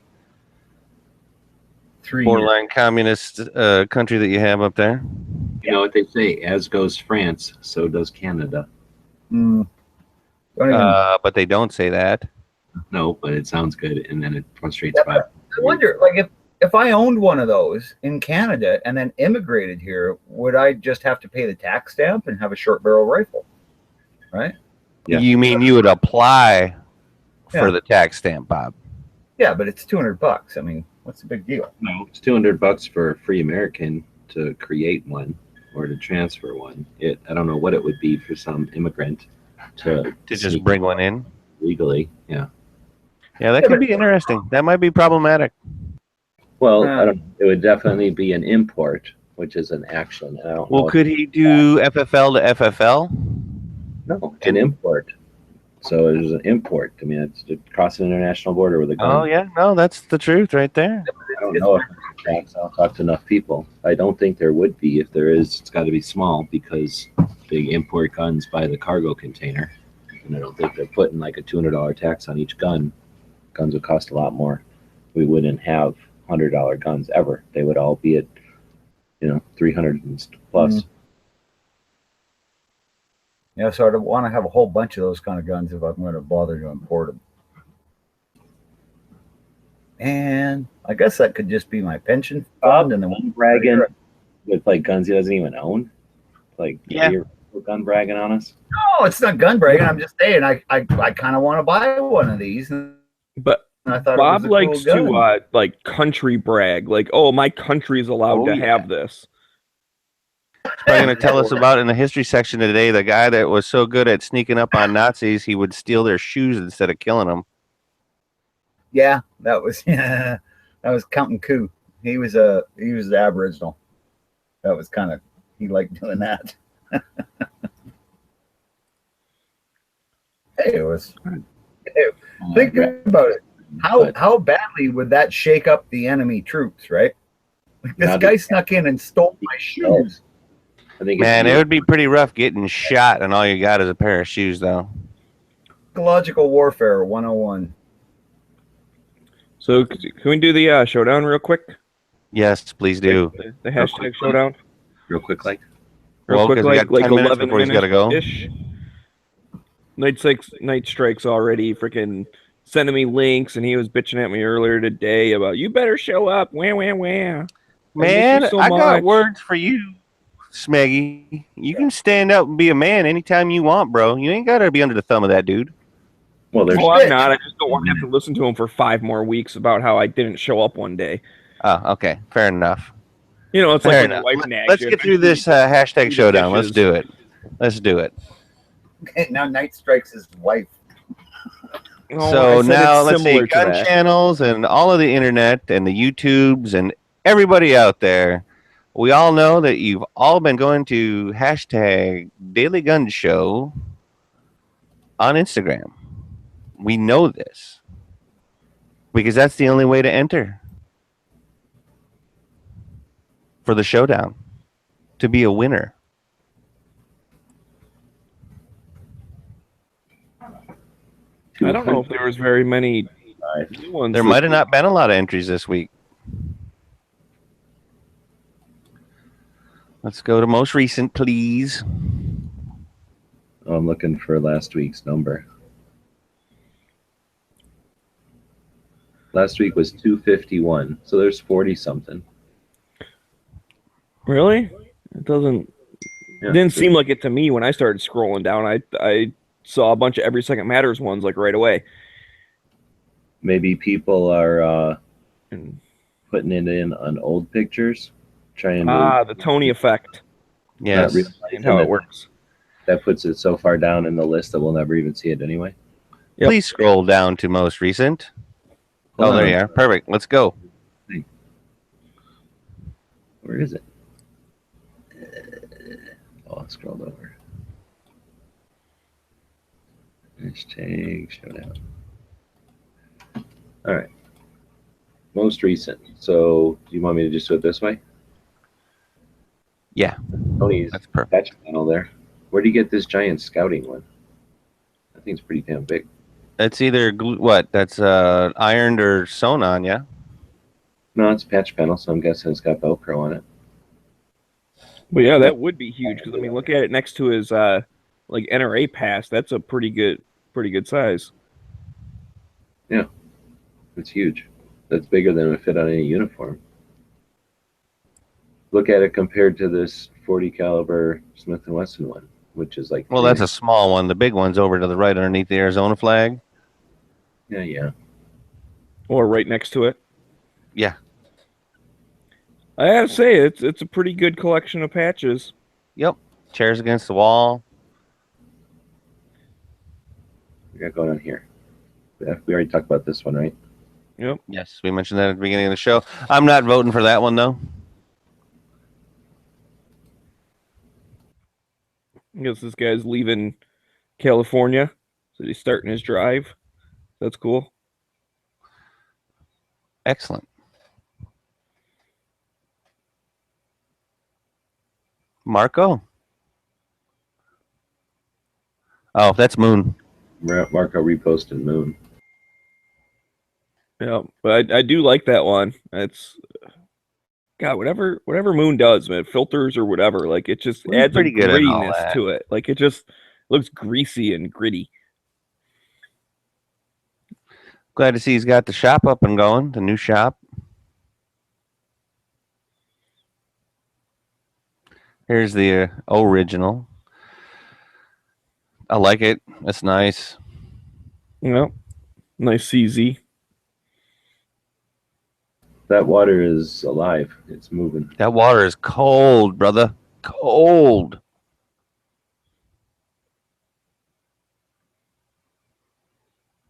So what do you think? Dano intentionally did a negative on this? I would think so. Negative filter on, he didn't know it? Or is he using night vision? Is he Predator? I will not assume anything when it comes to talking about Dano. Because it's in reverse. So is he trying to say like it's a negative thing that he's there? Like, Yes, no, he's trying that's exactly what he's saying, G-Webs. You found him out. He was a spy the whole time. I think For fuck's sakes. He's anti-gun. Another one of these. You can tell that water is also moving. That water is cold. Cold. Almost silver. With the light and the blade tech.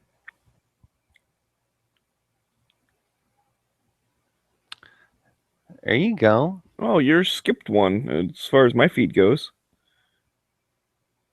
That was interesting. Unless you're going fast through it.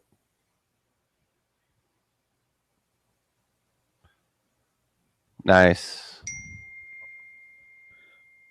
Oh, you gotta have the stripper clip. It's still one of my favorite patches. I got to get some of the new ones, though. That was one of the last zone ones. I ain't making no more of them. They're way too tedious. Pain in the ass with cutting it. Oh, nice. I like those two. Those are nice.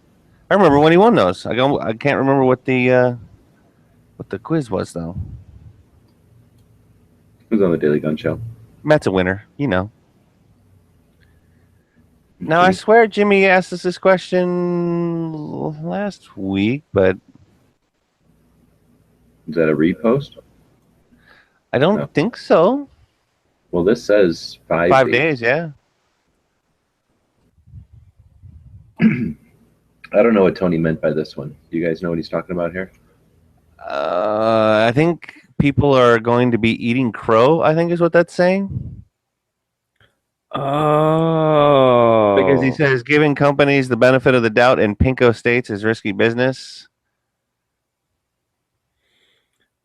Yeah, I know that was the whole thing. He got some backlash by just basically saying like, "Hey, let's get to the facts about Springfield and RRA." Well, and he did. Everyone went nuts on him. Springfield video yesterday or today, and he did the Rock River the other day. So I don't get it. You eat crow when you've made a mistake, right? Like when you've got when the other people have made a mistake. Yes. No, they eat crow, or he's saying. Either he's saying he's going to give that to somebody so they can eat crow, or he's saying you clarified that he's on going YouTube to right be now. eating crow. I was afraid I was going to have to eat crow. Yeah. Okay. Nice. So he got words, got it just in case. What Tony said about giving Springfield the benefit of the doubt turned out to be without due because they were 100% at fault and they knew it the whole time. So he's eating crow that he even suggested they Well, he in his videos he was suggesting that we find out facts as opposed to just assume, and then that's also why he contacted people and talked to them. Right. Well, but he's also conceding that he may end up eating crow because he gave them so much leeway or gave them the benefit of the doubt. That's what I wasn't sure. Or like Smeggy said, I think, is he getting the crow for the other people who are putting him under the bus to eat? Because I don't think that. No, he's saying for himself. He even said on YouTube already that it's for him in case he's wrong.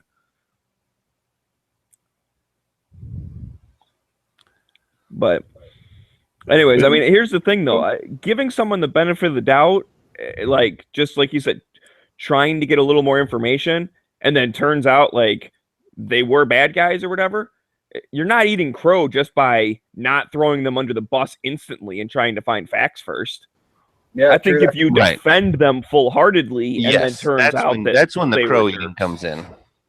But if you're just saying, "Hey guys, let's not jump to conclusions yet. Let's look into it," and then turns out like, "Okay, I looked into it, and yeah, they suck." That's not your fault. You're not eating crow.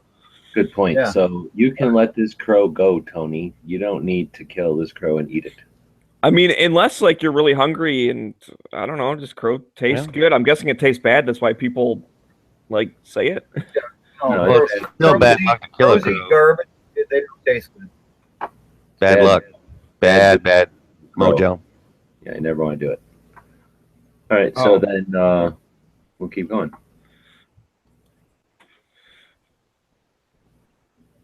Nice. And this just shows that's a little video or whatever, but it's like, man, Angry's been winning some patches. Yeah, that's a winner right there. 36 wins, or is it more than that already? And he don't grab one every single time. He wouldn't have room in his car. God, that blue gun channels. Oh man, I'm gonna have to find out where he lives. Find his car in a parking lot somewhere. That thing is sweet. You're talking about breaking in somebody's car just to get a patch? I mean, or trade. Did you see the thing? What's worse is he didn't get to finish. He was going to break into his car in a parking lot and then wait. He would get back into his car, and then the weekend worth of. Then the weirdness starts. Yeah.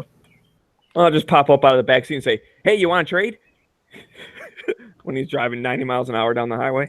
Nice. I'll have like a little note under the windshield wiper. I would like to trade. So is this the new Glock? You mean this is Mike's repost of killing? No. Yeah, Mike's repost of autoloader, right? Yeah. So not eligible for him to win with that picture. Oh, really? Technicality, he's got himself. Well, if you repost, it's not your picture. Well, and did he add the hashtag, or is he literally just reposting the original hashtags? In which case, I don't know, man. I'm of the opinion that if you didn't take the picture, you don't get to win with the picture. Yeah, it's our thing. We can make those rules. Daily Gun Show in it. So if it gets reposted with the original text, then see where it says autoloader right on it on the picture itself. Like it says autoloader. So he's the only one that can win with that picture. So that's Otto's. That's Moon's picture. But let's say it's picture XYZ over here, and then reposter Marco over here decides I'm going to repost this picture because it's so good. So he reposted on his account, but reposter adds Daily Gun Show hashtag. Does then it go into the running as an eligible one, even though they didn't? Are you going to check every single post to double check if the original poster had hashtag Daily Gun Show on it or not? Well, normally either it's before the @ or it's after. If it's after, then it's the repost app just copied it. But if it's before the @ autoloader, then the person who reposted it added that. No, that might be it's a ballpark. Not a function of it. You can put and you can add a hashtag. We really don't need to waste time beating this to death, right? Yeah, I'm Well, already late. Really? We'll make something up. When it happens, we'll decide then. If it's super awesome, maybe they win. If not, then you're out of luck. Okay. Now And this was last week. Yeah. All right. So I didn't see, and on my feed I I didn't saw see it no from 40. Cave Dave, and it was when I searched the hashtag, so I think he actually used it correctly. He had a gun sitting there with a dog. Which would normally win. That's what I was going to vote for. That's why it was like right in here before your AK, G-Webs. I don't know why it's not showing up. We'll double check. Tony actually did get that crow. Nice. Yeah, it was in the most recent. It wasn't. You know what? G-Webs, do me one small favor if you would. Type in Cave Dave and we'll go to his channel real quick just to see if he did put the hashtag in correctly. Please. Cave Day 65. I think so. Dun, dun, Oh, dun. well, then That's why it's not showing up. Yep. Okay. Yep, you can't win if we can't see your post, Dave, that's all. And it's that picture right there that his little icon is. That might have won. Oh, that would have won. I mean, it's got a dog and a gun. Yeah. I might be inclined to agree. Okay, so Winning? Bob, which one are you voting for? Vote for Artisan Tony's crow. Nice. The actual picture of it? Yep. Nice. In the bag. Yep. All right. Smeggy, what one do you like? I am voting for Moons with the dust pop and the knife. Nice. Excellent. The repost or the No, original? The original. Thank you. How about you, G-Webs? I like the 1911 by the Riverside. 1911 by the Riverside. That's I'm my gonna vote. go right here. This one made me money. Nice. So now we each picked a different one. Now what do we do? It's like good idea, bad idea. We fight it out. I Yep. could be persuaded to like the stripper clip one. Well, Yeah, because all it takes is one more vote for any one of the 3 or 4, and they're the winner. I was going to say, why don't we limit it down? Let the audience then fight it out over the bag, crow in a bag, the original Moon, the 1911 water, and the stripper clip. And then we'll watch the results here and continue on. So you're going to duck out, Smeggy? Yeah, I'm gonna go jump over to hit or miss. So Right on. All right, So take care, man. everybody head over to his show. Thanks for jumping in. Talk to you later. yep. We'll see 2 you votes guys. for Moon. I kind of want to know who wins real quick though. YouTube doesn't seem to be. Okay, Oh. beer for all who vote for crow in a bag. No, that might be illegal, but I don't know. we'll allow it if he pays for shipping. Tony, So we got to vote for the stripper clip. We got to vote for Chris. got one crow in a bag now. So that's one. 2 subscription. crows in a bag. I only see 2 one. Moon, 2 crows in a bag, 1 stripper clip, 1 Chris. 1 more for Moon. That's Okay. 3 for Moon. 4 for Moon. 2 for Chris. I was going to bunch of Chris's. So we'll let that cook, and we'll continue on to movie. of Are the you day. good? Okay. Well, what are we going to only take it for a minute, or do we want to let everybody try? Are you going to count them all? In a minute when they're done coming in? Okay. You think it's easier to just get them as they're coming? Well, we will find out, won't we? Yeah. Well, I guess now we are. So then that'll take us to the movie of the day? Question mark. Yes. We Should. try an interesting movie every day that has something to do with guns. And today it is La Femme Nikita. Oh, good. I haven't seen it. Okay, I'm not contributing anything. See you guys. All right. Aloha. This one came out, what, the 90s, I think? It basically is the one that they made the Bridget Fonda Point of No Return or whatever out of it. Oh yeah, not the TV show, the actual movie. First one. I was thinking there's a first one, but I was thinking the one you said was the second one. So this Right. is the first one. Yeah, this is, and to be honest, it is French. Yeah. But there are guns, and more guns in this movie. Basically, she is a drug addict that gets busted and put into a top secret French assassin program, and she becomes pretty good at her job. And all of the craziness that ensues with a job like that.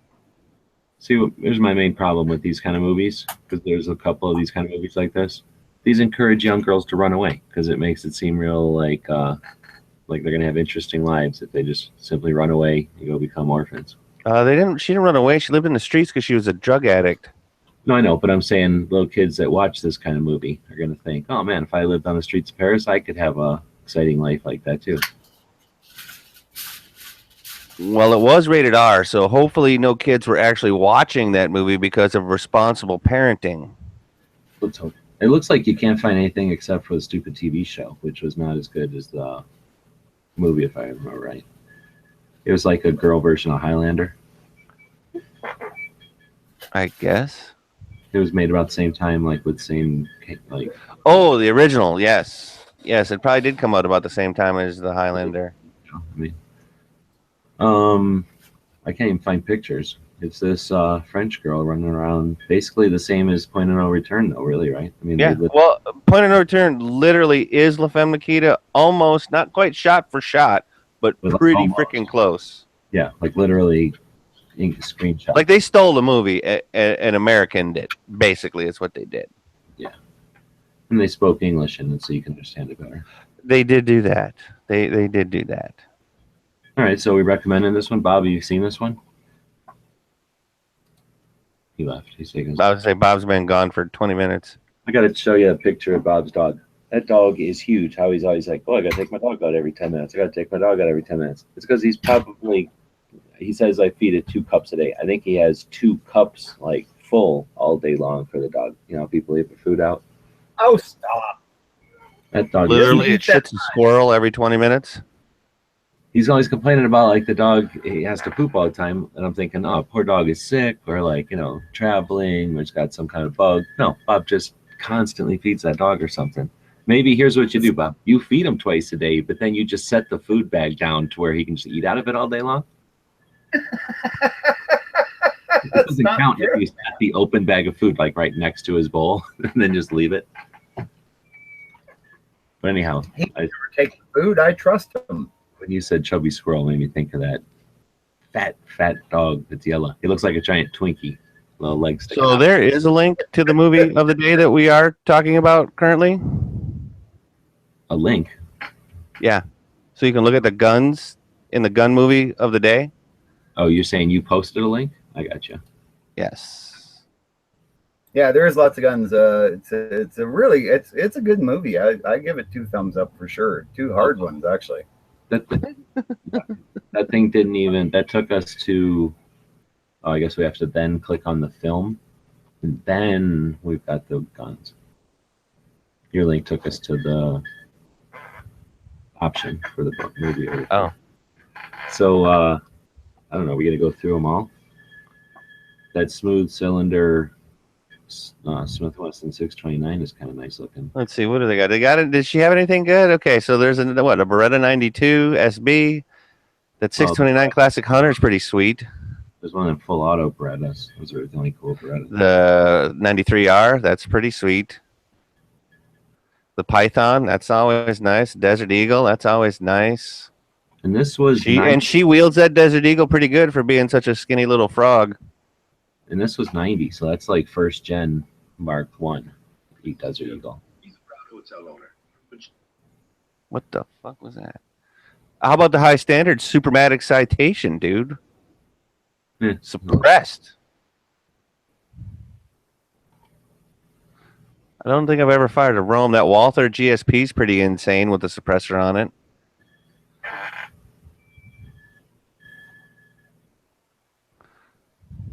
Yeah, there's all kinds of stuff. Huh. They just had a video yesterday, I think, of somebody fiddling with the GSP. That's interesting. I don't know what a Technic SA-VZ61 is. It's a Scorpion.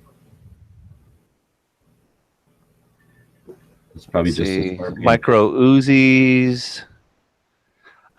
I do like the SIG SG 540 with the prop grenade launcher. Grenade, you always want to be able to launch that grenade. You never know. And I imagine that this SG 542 is what the police were carrying, or their SWAT, I guess, would be carrying those. I know nothing about that gun. That's just some modern G3 or something. Well, it's a SIG and not an HK, but it is a 7.62 by 51.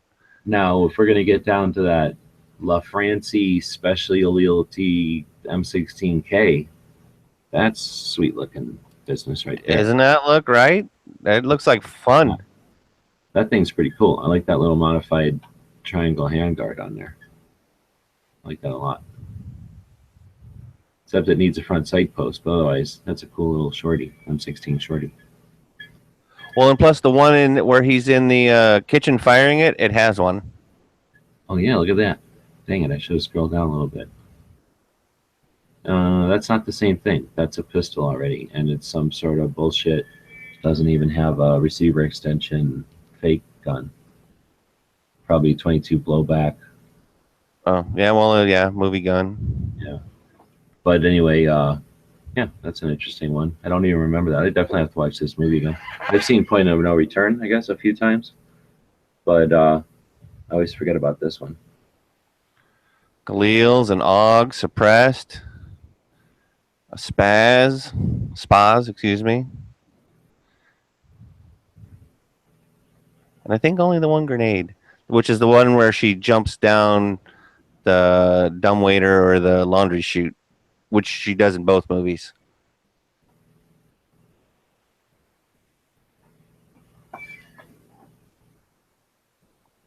So yeah, definitely a gun movie. I'm gonna give it 2 thumbs up.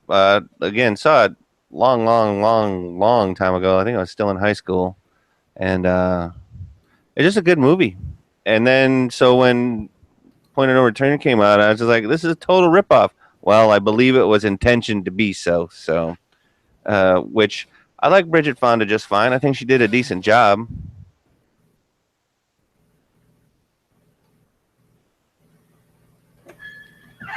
But that's the movie today. Sometimes it's something that everybody hasn't seen. So Diecast was saying I want to watch a movie, not read a movie. I don't think you have. I think this one is in English. I don't remember if you have to. I don't think you have to read this one. It's just made in France or something, so it's all stupid England or Europe. Well, here's the thing: it might be dubbed in English, but I'm pretty sure it was in French. But I could be wrong. Oh, really? Yeah, but I mean, you don't have to read it though. It's not like it's. Oh yeah, and with this movie, with the way the action's going, they're all pretty good actors in it actually, and you'll pretty much be able to figure out what's going on. But Yeah. I mean, I do understand what they're saying about reading a movie, though. It would be like a Jackie Chan movie. Like you pretty much figure out what's happening. You don't need to really understand what they're saying because they don't say that much. So we're giving it a couple of thumbs up. I'm assuming everybody. Yep. Bob never even said. I heard him make a noise. Oh, he gave it 2 hard thumbs up. I was a little uncomfortable with that. Yeah.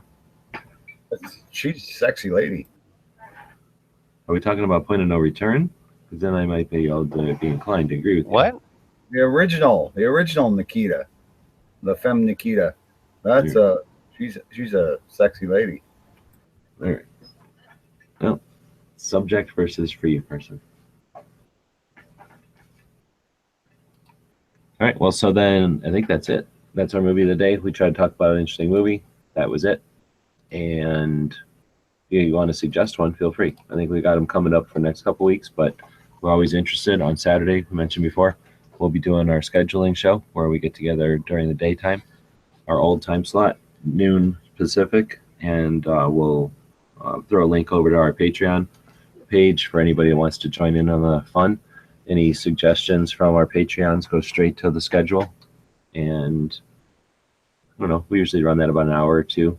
Usually takes to come up with a bunch of ideas for the um, schedule for the segments for what we got coming up for the next month or so. I think though that'll take it the rest of the day. I don't think we got anything else. Well, we'll talk about what's coming up in gun channels today. We're overlapping 20 minutes into Hit or Miss, which is Maggie's other show with Night Strike and the crew, and I'm sure they're having some fun over there. Then we'll see Big Gunner does a show on Tuesdays as well. Andalusia Army just happened while we were doing this show. Yep. And that'll take us to tomorrow. A lot of times Sean Ponnery will do a Good Morning Gun Channel show in the early part of the day, a long format show for many hours. So if you're digging what we're putting down here, you could be part of it or watch the shenanigans with Night Strike and Tony and Jimmy when he's around and others.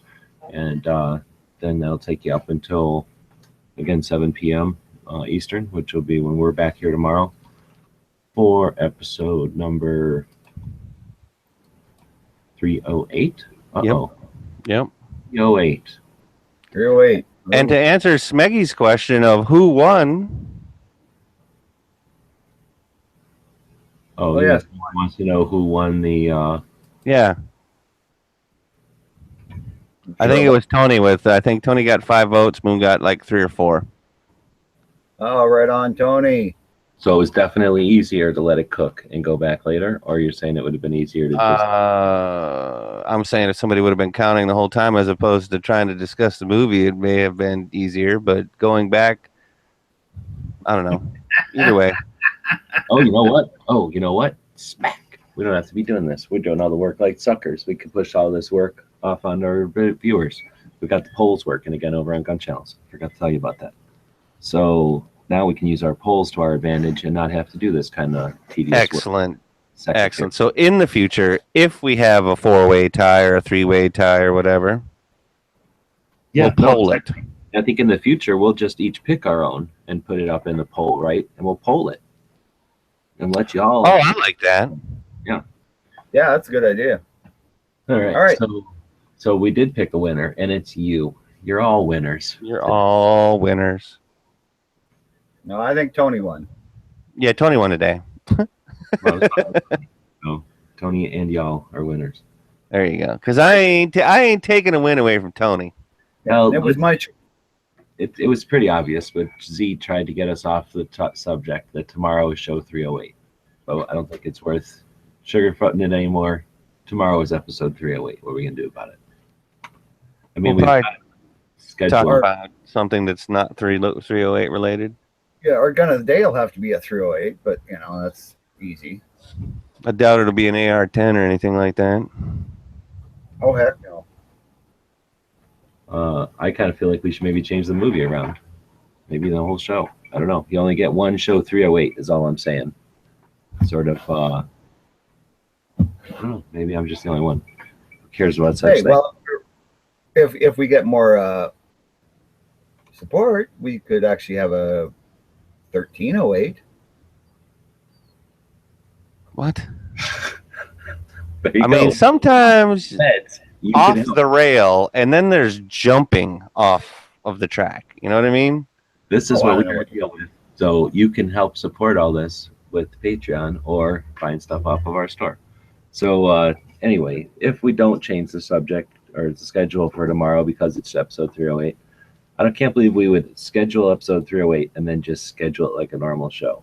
It seems so weird. Anyway, how many magazines for the CCW segment? So I'm assuming how many magazines we carry. We don't have a topic for the entertainment segment tomorrow. I don't know if it got erased or deleted or if we moved something, but it's empty. 308s and 308s in entertainment. 308s in various forms of entertainment. I mean, that's apparent. That should be pretty easy to do. So then we have the tactical quiz on Thursday. All right. We have it on Wednesday, technically. No perception of time anymore. Yeah. Well, I'll do the tactical quiz Wednesday this week. And then we will talk about our daily stuff, gun shop of the day, the movie of the day, and so forth. So please join us tomorrow at 7 p.m. Eastern. And I think that's about the next 24 hours over on the gun channels.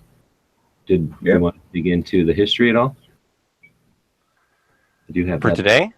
Yeah, we've been basically opening up this cool site that tells us what happened today in history. Today in 1502. 1502. Any ideas what happened in 1502? Columbus left Spain on his final trip to the New World. Oh, I thought that meant His last trip, not his first. Yeah, Because it was 1492, 10 years earlier or whatever. Yeah, sorry, I thought it said first because who's gonna remember his last one? Well, and then he became like governor of Jamaica, is it? And people wanted to kill him, and like Columbus really isn't a good guy so much. I don't know if he's. I don't know. I've seen different things. I don't know if he's not. I don't think he is a good guy, but I don't know if he is a bad guy either. I think he was just kind of. Well, and his brother was the one I think that got everybody wanting to kill him. Actually, if I remember history. I think he stood next to people that were dick shits every once in a while, and everybody back then was considered a dipstick or an asshole nowadays. I mean, they just had a different idea on how to treat other people and how to treat the world. No, I don't think they get that excuse. There were assholes individually. They don't just get to go, well, that's our style of the time. They created. Deal with it. Yeah. Well, so what else happened on this day in history? Yeah, exactly. Yeah. Fascist Italy captures the city of someplace Ethiopia and annexes the country in 1936. Right. Damn. When the Ethiopian king went to the UN, or not the UN, it was whatever the UN is now, or used to be. League of Nations. League of Nations, and begged for help, and they all kind of went, "Hey, a bunch of black people, we don't care." I think it was called the League of Extraordinary Nations. I've seen the movie. So, 1941, the German submarine U-110 is captured at sea along with its Enigma machine. Nice. So that's pretty cool. That was a big deal. Yep. That was definitely a big deal. Oh, snap. 1962, a laser beam is successfully bounced off the moon for the first time. 1962. Well, we can still do that now, you know. Like there's reflectors they left up. You mean technology has advanced since 1962, Bob? I don't believe it. Regular people can do it. Like regular geeks can build a laser beam and bounce it off the moon nowadays. I have a very powerful laser you can light cigarettes with, Bob. Bob is not to be trusted with a powerful laser. I'm going to tell you that right now, and I'm several states away across the ocean. I feel like I should bring my super laser over to Bob because I think there's some ITAR stipulation that says that Canadians cannot be trusted with high-powered lasers. I'm not going to let him have possession of it, but if I take it over to his camper, I feel like I could probably slice it in half like a lightsaber. Okay. I'm down with that. As long as you get it on video. 1974, the Judiciary Committee at the House begins formal hearings on the Nixon impeachment. 1974. Wow. Is there anything good? Nothing really gun related. That was it. Yeah. Well, there you go. Let's go on to our quote and wrap this baby up. We've been running long enough. Bob's sick of this one. Take it away. Well, I'm just saying, you know, we're running really late. Yeah. So let's wrap it up. Don't want to give the audience too much. Gotta leave them wanting more. That's what Bob tells the ladies. Wrap it up. Leave them wanting more. Wait a minute. I resemble that remark. Yeah. Okay, let's wrap it up. Quote today is by Ronald Reagan. One of my favorite presidents, Ronald Reagan. Anyway, before that, though, I want to thank everybody for watching and listening. I also want to remind everybody to please subscribe, share, and thumbs up.